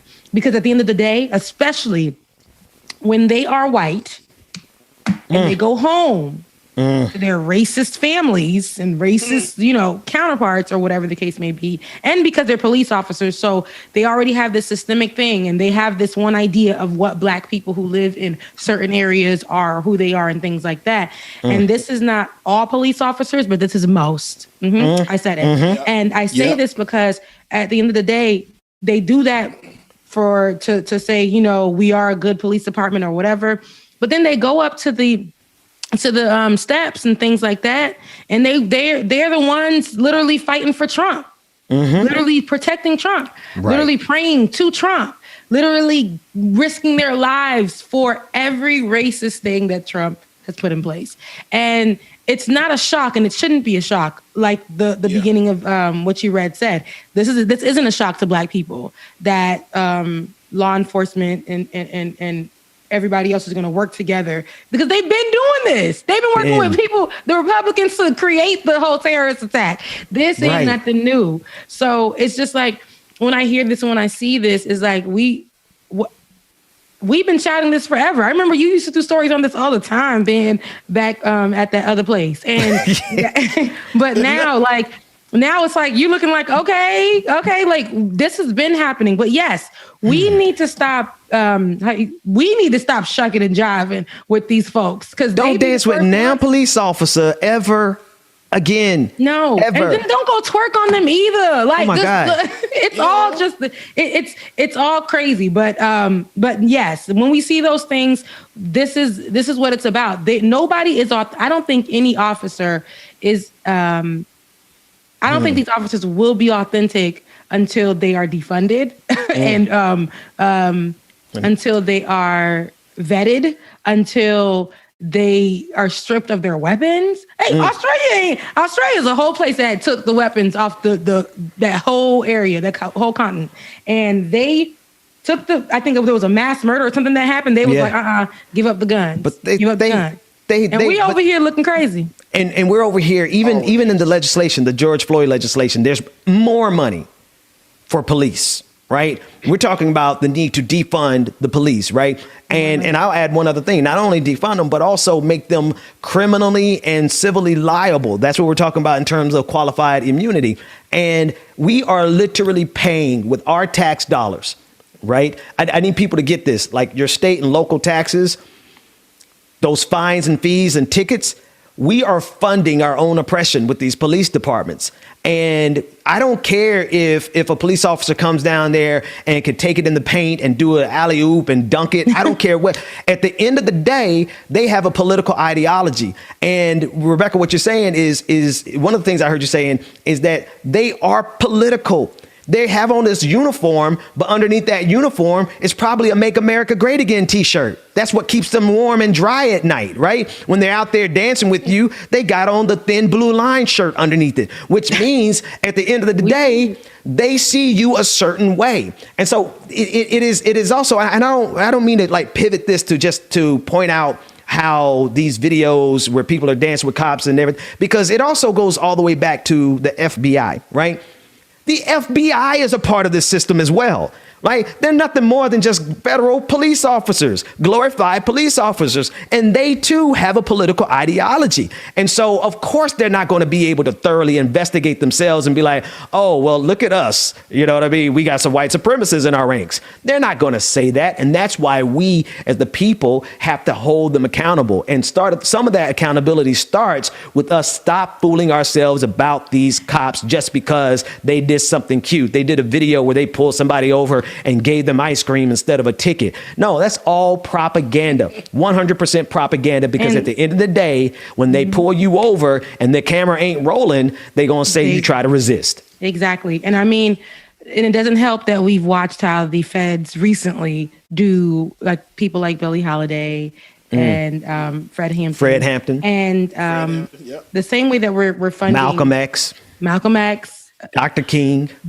It just, the list goes on. And because they decided to have the audacity to speak against what they were doing to the communities, because they decided to put it in music that we were being lynched, like stop lynching us. That's a problem. To feed the community, that's a problem. To tell police officers to stop shooting us, that's a problem. The feds have to step in and tell you to shut up because you're causing disruption in the community. But the same way that they'll give our money to police officers, they've given our money to the military, they will fund these people's pockets to do exactly what they're doing. Yep. While we're out here hungry, we're out here dying. $1,400 instead of $2,000. They're killing our black kids for nothing, for playing outside. For $7.25 an hour, they spending money dropping bombs, but we can't get $7.25. And Lord, like you just don't. You just reminded me of. So all of this is happening though, but this is why I say when we say things like defund the police or abolish the police or those kind of things, now it's like defund the feds. Those people did these background had background organizations, all of this, and then we're praised for their efforts. Yeah. Billie Holiday had a handcuffs on her feet to a bed as she died because she sang the damn song, not because of drugs. You know what I mean? And this is my problem. It's like when we talk about this and we see those people that's all the faces that I see when I see those terrorists on the steps of the Capitol. It just flashed back to all these things. And I don't care. The justice that has happened for them is beyond me because we still yet to have justice for the people that we were crying and protesting over and fighting over. We yet to have justice for Breonna Taylor, George Floyd. There is no justice for those people, but the people at the Capitol have more. The people that did that at the Capitol have more justice than those people. So, like, miss me without that whole conversation. Feds is gone fed that they've been doing. We don't trust them. And police officers going to do that too. So that's just what it is. They still act like they can't find out. Like, can you help us find this individual? Like, bruh, that's your cousin. That's your cousin. Like, you know where they at. That's your son. You know exactly where all these people were. There should be like, I'm good. They got 300 people arrested so far. There was about 10,000 people out there. Y'all need about 10,000 arrests. And you only got 300. And you're asking us for help. When you could find somebody that you think is a part of Antifa with a tattoo on their knuckle.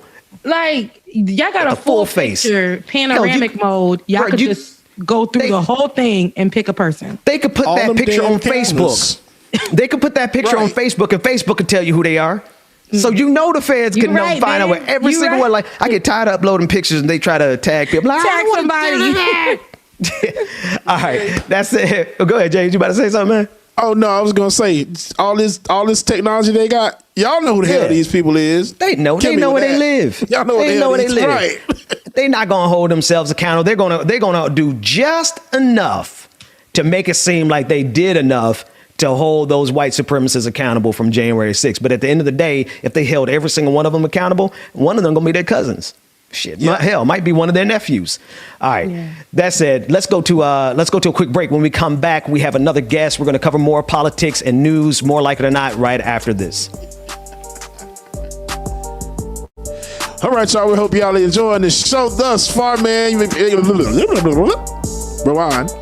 Hope y'all enjoyed the show thus far, y'all. Make sure that y'all stay tuned. We got some more show coming up for y'all.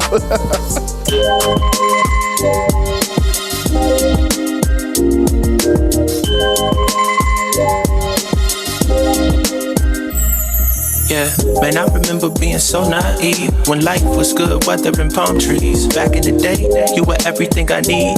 But then along came a time when you crushed my dreams. Oh yeah, you played me like a fool when you made me believe that the line between love wasn't thick enough to read. Oh yeah, you see we in despair, crime everywhere. You're selling false hope cause you just don't care. Nah, you just don't care. Nah, you just don't care. You just don't, still selling false hope, cause you just don't care. House, feel, if we talking to a uniform, who the real? You know we in the deep south, so let's keep it real. This is what they used to mob, let's drag and kill. I never made the party cause I felt the paper bag. Gotta get this money cause you know I never had it. I'm feeling like my dude, the way I carry my baggage. This heavy load on my shoulders might turn me to a savage. Is that why I gotta fight to get respect? That's a shame, who's to blame? I don't know, but all Priscilla, good morning. Still taking that. Shout out to everybody that's taking us out across all platforms right now, y'all. Facebook, Twitch, YouTube, everywhere that you're streaming from. We greatly appreciate y'all. In prison shampoo. Yeah, these are all the terrible conditions that we bind and we put inside the minds of our children. Can't you see we in despair? Look around, we got crime everywhere. Make sure that you hit that like button wherever you are. Make sure that you hit that like button, share, come up, comment, subscribe, y'all. I'm all tongue tied this morning. You just don't care. I hope my people can really go make a difference instead of being the people incarcerated in prisons. I never got caught for dealing a hole in a stolen pistol, so this one goes out to Warren, my granted justice and crystal. You ain't careful with your stuff. Get your soul in line, chasing after checks. If you ain't inclined to say what's on your mind, please don't throw your stones at me for speaking what's on mine. Man, I still don't feel that comfy in my own skin. It's hard to find your self-worth as a broken kid. These friends, you know I got you. That's why rap she's the only place we fit it in. Yeah, you can go to court or you go on that court. You do 9 to 5 or you go play a sport. Can't represent the house if you out on that field. If you forget your place, you might turn to Emmett Till. Watch them legislate to execute my brothers that they kill. Got me talking about my problems. There's a way for me to heal. I've been looking for a Michael Dean Ballas, you're welcome. Talk to me nice. Talk to me honestly. Look in my eyes. Don't let it fall on me. Say you're a good guy. Make me believe it. Don't wanna hear it. I wanna see it. See how rewind. When we rewind, feels so nice. With time, you I know how to make me feel right. I can't help how this sweet talk. Anna Fox, I appreciate that. Marquez, what's going on? I'm cutting through all the lanes. Sweet talk. You need to say this to me. No need for no flowers, babe. I'm already on my way, on my way. Why you blushing? Yeah, sweet concussion. Oh, you miss my touching. You do. Show me something. Give me more than one thing. I need more than less than I do. Say you're a good guy. Make me believe it. Don't wanna hear it. I wanna see it. See how. Rewind. When we rewind, it feels so nice. I can't help how this sweet talk. I'm already on my way. I'm pulling up, don't be late. I'm cutting through all the lanes. Sweet talk. You need to say this to me. No need for no flowers, babe. I'm already on my way, on my way. We've been dancing all night long. Right here with you way too long. Don't want nothing here or now. But I'm done waiting, done wasting my time. Sweet talk, I'm already on my way. I'm pulling up, don't be late. I'm cutting through all the lanes. Sweet talk, you need to say this. Crystal Shaw, I appreciate that. Susan, thank you so much. On my way, on my way. All right, y'all, welcome back to the screen. Benjamin Dixon. Back to Like It or Not, where we're free to tell the truth and not care who doesn't like it. Joining me now is Bärí A. Williams, the COO of Bandwagon Fan Club, Inc., a data and identity analytics tech company focused on the sports and entertainment space, and a diversity, inclusion, and corporate social responsibility consultant. Bärí, thanks so much for joining us. How are you this morning? I'm good. Thank you for having me. And that music he was playing is, I feel like I need some jerk chicken and some something. Hey, the DJ, he has us going every single morning like that. I don't know. Sometimes it's like we need to go to the Soul Train line. Other times it's like he just takes us wherever he wants to take us. But listen, thank you for joining us. And honestly, like there's so many things that I want to talk to you about, but I kind of want to just pick up where we left off, talking about these police officers, the FBI, all of a sudden pretending like they can't find people and they're looking, they're crowdsourcing it, fine and good. But to me, it seems like they seem to have all the technology in the world when it's time to find Black Lives Matter activists or trying to find people they think are part of Antifa. But it seems like they have to crowdsource this particular effort. What are your thoughts about that last story we were talking about? I think it's ridiculous. That's probably the best way to sum it up.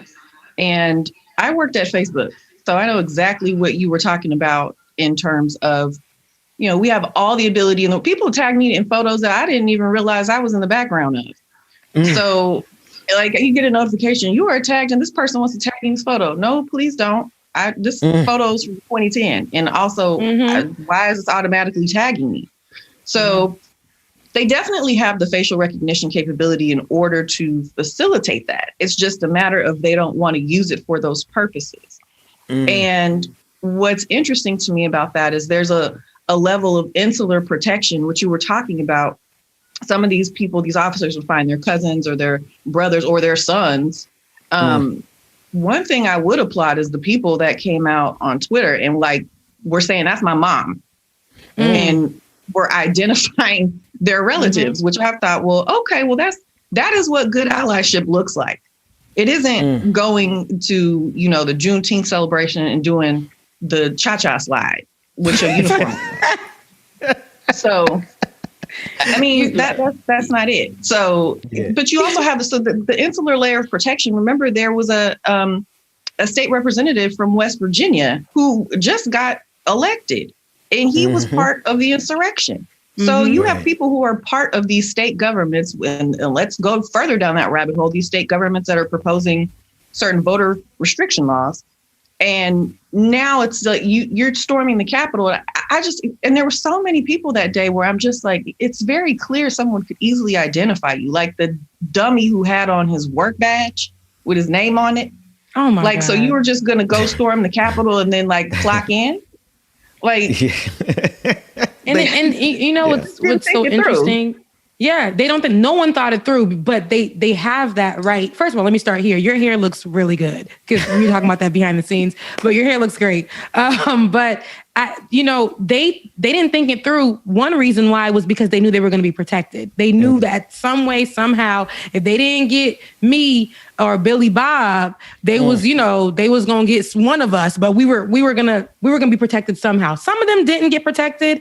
And some of them did, some of them are, most of them are, but they ain't go get everybody. And that's the problem. Like you said, there's the facial recognition available. There is all of that. But you said something too. You was like, we are our hands have the same blood on it as far as getting these people to the cookouts, right? I don't even want to go to the cookout no more at this point because they done invited everybody. The food ain't got no salt at this point.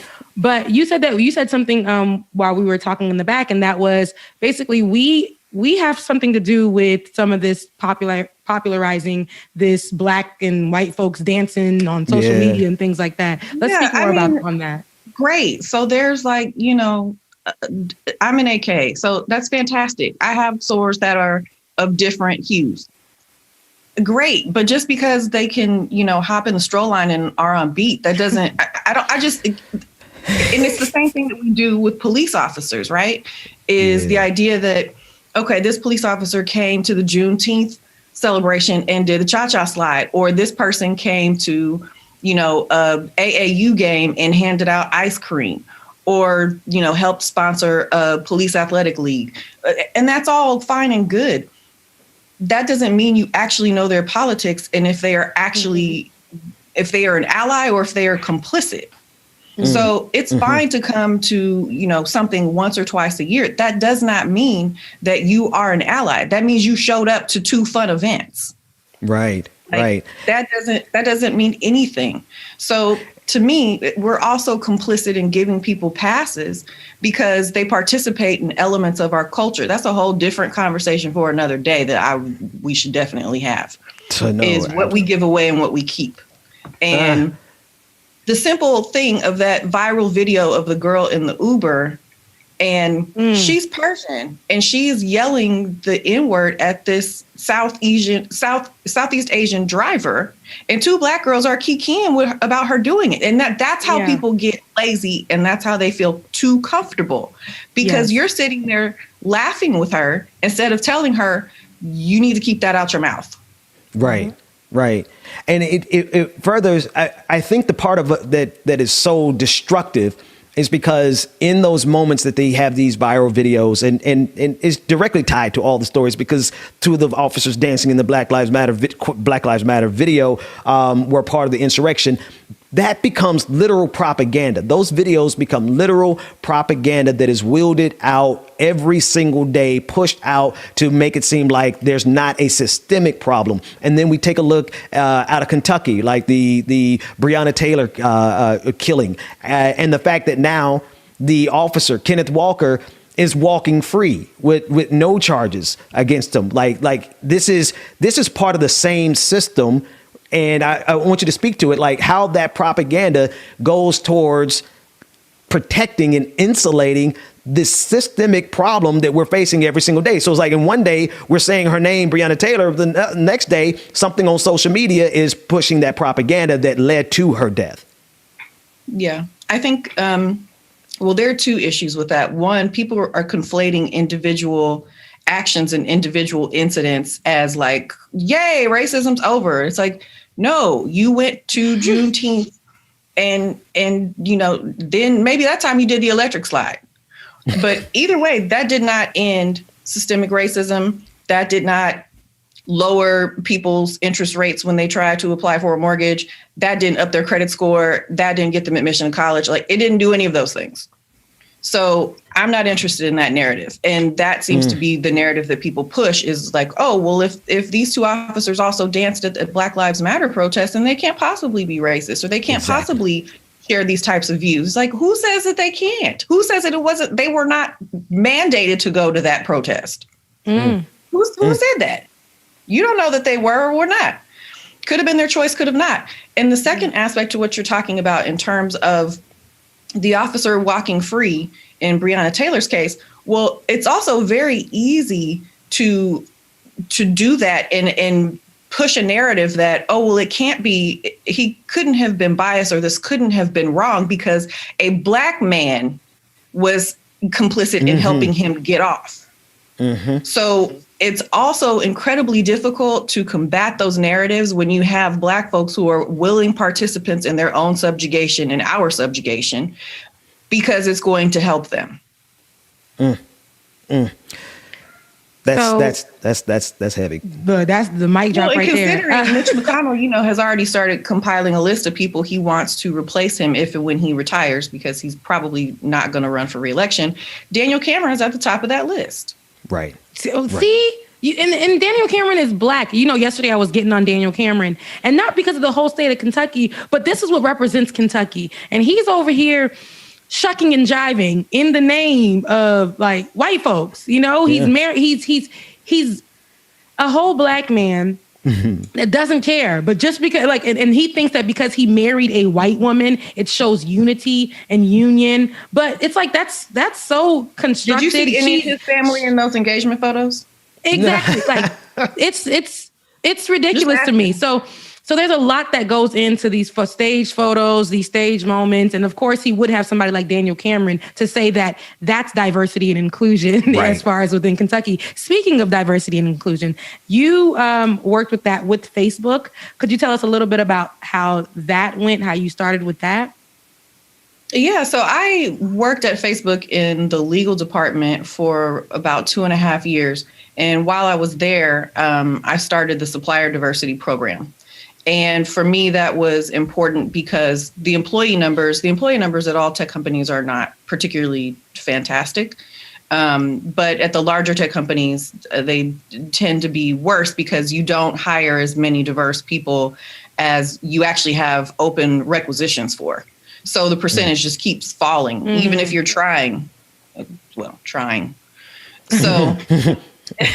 so I thought, well, you know what? If we have a supplier diversity program, because not everybody wants to work at a company, they want their own company. But this creates economic access and opportunity, and for people to do it within their own communities and provide those resources to their own communities after they make money from a Facebook. So that to me was a passion project that I did for 2 years. I did it nights, weekends, on my maternity leave. And for me, it was just something that I thought was too important to not see happen. And that was not my day job. My day job was being a lawyer, a supply chain and procurement and licensing privacy lawyer, helping to build drones, lasers, and satellites. So I would say that experience was overall was a good one. Until, it was like the Kalani album. It was good till it wasn't. Speaking of good till it wasn't, I experienced something. I wondered from your perspective at Facebook, because I experienced something at a company called HubSpot that I worked at for some years in Boston. And it was almost like I got locked in to that corporate structure, and it was a great experience. I got nothing really bad to say about it until they started the diversity and inclusion part of their company, and then they wanted to have meetings, and of course, like, I'm one of 5 Black people in the entire 1,000 person company, and all of a sudden the spotlight was shined on me. And I'm like, it didn't really make for a comfortable environment, because now I was a Black person who had to speak on behalf of Blackness, right? Which is fine. I could on behalf of the Blacks, right? Totally could do it. But I don't think that they understood the Pandora's box that they were opening up in me and within the black folks, because they were there because, like, if they really wanted to talk about the real truth, it let me rephrase that. I don't know if they could have handled if we started talking about the real issues that are underneath diversity and inclusion. What did you run into as you started leading the way on that particular issue with regard to, did they actually want to talk about what it was necessary to be done, or was it just kind of like plug and place some people here and there? No, I would say, well, first thing, when I got to Facebook, the diversity department was 2 people at that point. Oh, wow. So yeah, it was just the person who is now the global head of it. Her name is Maxine Williams, no relation. And it was she and another woman named Kiva, and she's great. But they were overwhelmed because it's, 2 people trying to figure out what should this strategy look like and do. And I initially went to them and said, well, what about starting a supplier diversity program? And they were like, do you realize it's only 2 of us right here? Mm-hmm. Like, we're trying to get employee numbers up. And I understood that, and that's fine. But I think the larger issue, and I think you find that not just at big tech companies, but the smaller ones, is just what you're talking about, Benjamin, is the idea that it can be very isolating, and particularly when there is no diversity department. Like, you're working at, let's call it a startup that might have 150 employees.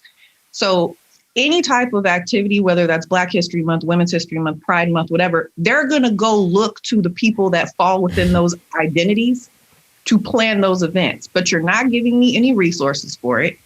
I'm not being compensated extra for that double. Now I got 2 jobs just for the price of one. And what they want to do is have these nice, bright, shiny pictures to put on the website and to tell people about. Yeah. But the problem is you're not actually creating the infrastructure to support these things. And now you are relying on your employees to do it. And that is the other Pandora's box. It's not just that you don't want to talk about it. It's that you don't want to fund it, and you don't want to put any teeth behind it. And you want me to do it for free. And now if I say, you know what, I don't really want to do it anymore because it's not yielding anything, then they're looking at you sideways because you don't want to help the company. Now you're not a team player. So it's multi-layered. Yeah. And you so you said it was fun till it wasn't, or it was good till it wasn't at Facebook. Did any of those struggles have to do with you being a woman? And what were the other struggles that you went through? Because that, when it did come out, the diversity and inclusion situation, it was big, right? But then I had to think about it like, Black people didn't just come out yesterday. So these companies and these people want to find the Black token or whatever, or the Black person that may be the strongest voiced one, and kind of use them, like you said, and squeeze all the Black out of them. But when people ask them, when people ask them, but not too much. It has to be the palatable Black. It can't be. Yes. It can't be me. It can't be you. It can't be Ben. It has to be somebody who is going to toe the party line and work with corporate comms to make sure that the narrative is crafted correctly and that you're delivering it correctly.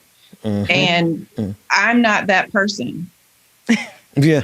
And is that what caused you to not work with them, or was that something that I think for me it was there were really just kind of 2 things. One is I wasn't sure what the career trajectory looked like, and this isn't just exclusive to Facebook. I mean, it's any company at that point. When I joined, it was, I want to say 8,300 people, which sounds like a lot, but now when you think about the fact it's like 50,000. And when I left, it probably was around 18,000. And so when you're, you have all those layers, it's like, well, how far can I go? Right. And how far do I want to go? And is the person that I report to, who has to advocate for me in those rooms that I'm not in, is he willing to advocate for me for how far I will go? And the answer to that I found was no. Wow. I'm as you talk, like it it's not triggering, but it's just reminding me of so many memories. I never forget being in the PhD program that I didn't finish, but that's a whole nother conversation. They when they were doing diversity there for our weekend PhD, all the stuff that we're doing, they were like, we need a Ben Dixon. And they literally came and found me on the other side of the campus and pulled me in to take a picture so that they could show diversity. But then when the rubber met the road, I ended up having to go almost to war with them because of how they were treating me behind the scenes. And so it's just like this tokenism that they want our representation. They don't want our voices. And that's something that I feel like, I don't know how many people experience that in corporate America and in academia, but I just feel like everybody, all of us Black folks who are in those spaces are getting a dose of that on a regular basis. Yeah, and it could be academia, it could be all these spaces, and that's why I asked Bärí the same thing. Like, you were at Facebook. People probably assume that because diversity and inclusion was created, like, it was just like this Black protection and it was this and it was that. But I remember working for another company, and they hired me because at the time I wore my hair big, and they were like, oh, and then you're Haitian? You speak another language? Oh, this is great. But when I started talking about Colin Kaepernick, they no longer wanted my voice.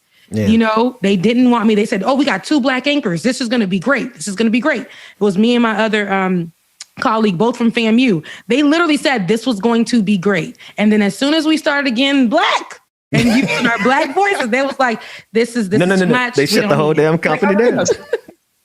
Quiet. So, yeah. No. Yeah. I want to shift gears just a little bit here with the time that we have left, because there's another side that I'm definitely curious about exploring with you, and we probably have to take it up at another time.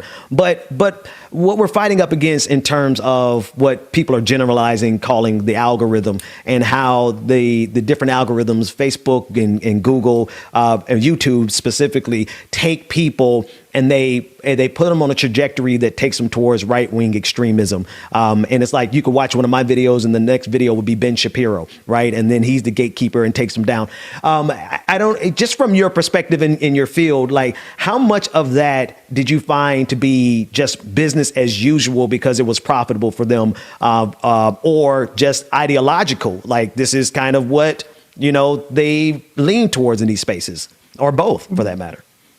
Yeah, I would say that I don't necessarily think it's ideological. I think some of it came down to a business decision. And I say that because I distinctly remember when I was at Facebook during the 2016 election.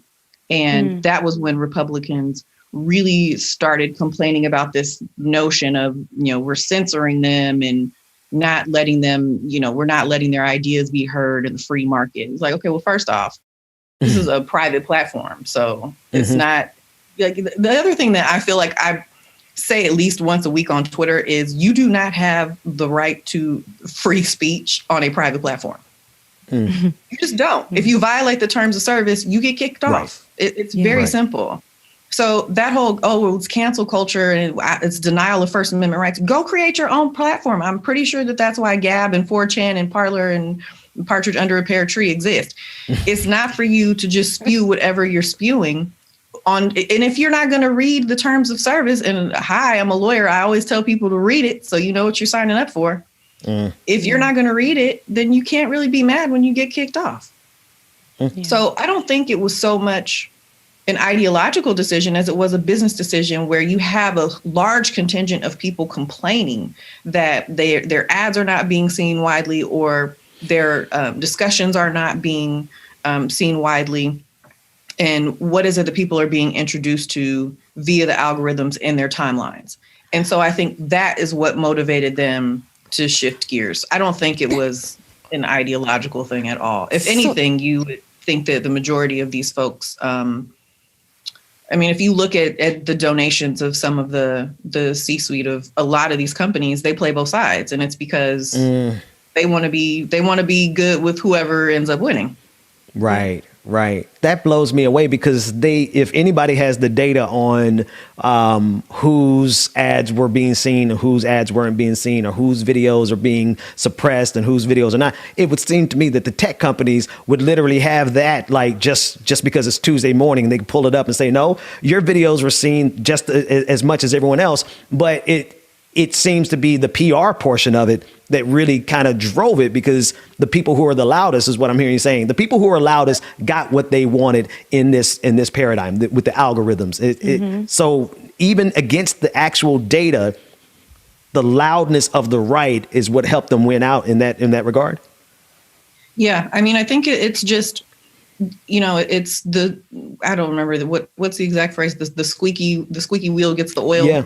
Yeah. Such, but that's basically what happened is, you have a contingent of people who came to the Valley and went on like basically an award tour to complain to Facebook, to Google, to a bunch of to Twitter. They went and stopped at all three of these places and just straight up complained. So, and it worked. And it worked because their voices are primarily usually the ones that we hear or we see. Meanwhile, we over here like, Lord, can we just get a veto, Lord? Like,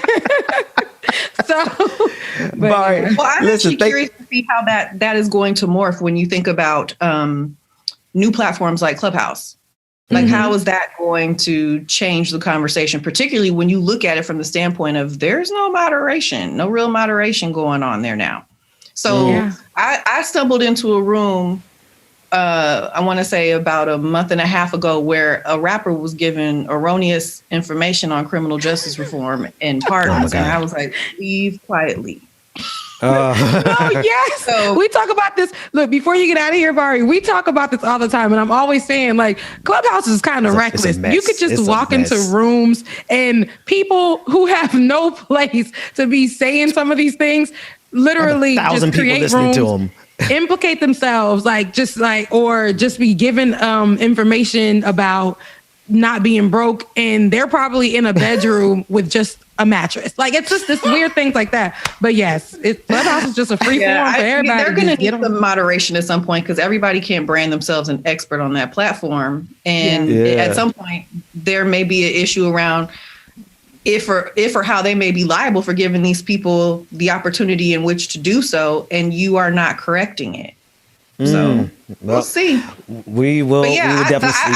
I had to tap out when I saw a room called "How to Get a Sugar Daddy in ATL." I was like, you know what? Girl, that's the only room you saw. Girl, that's a lie on there. I saw that one. I said the devil is a liar. Anyway, so Bärí, thanks so much for joining us. There's a lot of conversations that I want to have. We'd love to have you back anytime that you're available to dig into these topics a lot more. Sure, happy to. Absolutely. Yes, thanks for coming. Rebecca, James, Dwayne, it is that time of the show. Rebecca, got any last words? Nope, that was it. I absolutely loved having you on once again, Bärí. Thank you so much. Thank you, Akela, for coming on as well. Listen, keep on watching every Monday through Friday. Tomorrow's Thursday. Get your posse, get your brother, get your sister. Make sure you tune in 8:30 a.m. Find us on social media at Like It or Not Show on Instagram. We're going to get Twitter together, I promise you. And I love you guys. Mean it. Bubba, take it away. Yes, sir. And I'm out myself, y'all. Y'all know it's Wednesday, and y'all know what that means. Work is gonna drive crazy today.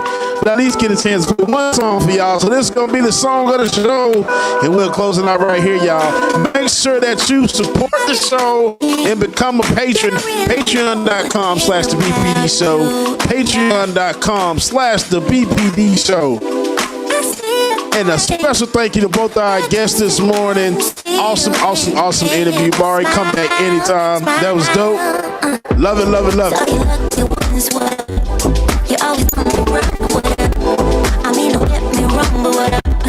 And family, make sure that y'all hit that like button on your way out. Make sure that you hit that like button, y'all. Subscribe and share so you know when Like It or Not is going down, y'all, okay? Seven, sweetheart, you already know. Conference call day.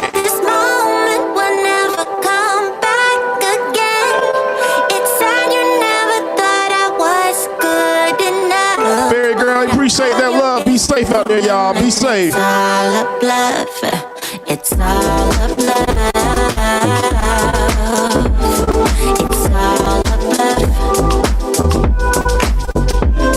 It's how you never thought I was good enough, but I called you these your kingdom, and it's all a bluff.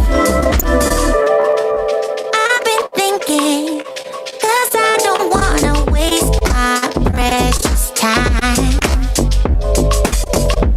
Always looking for the next best thing. Do it on your own this time around.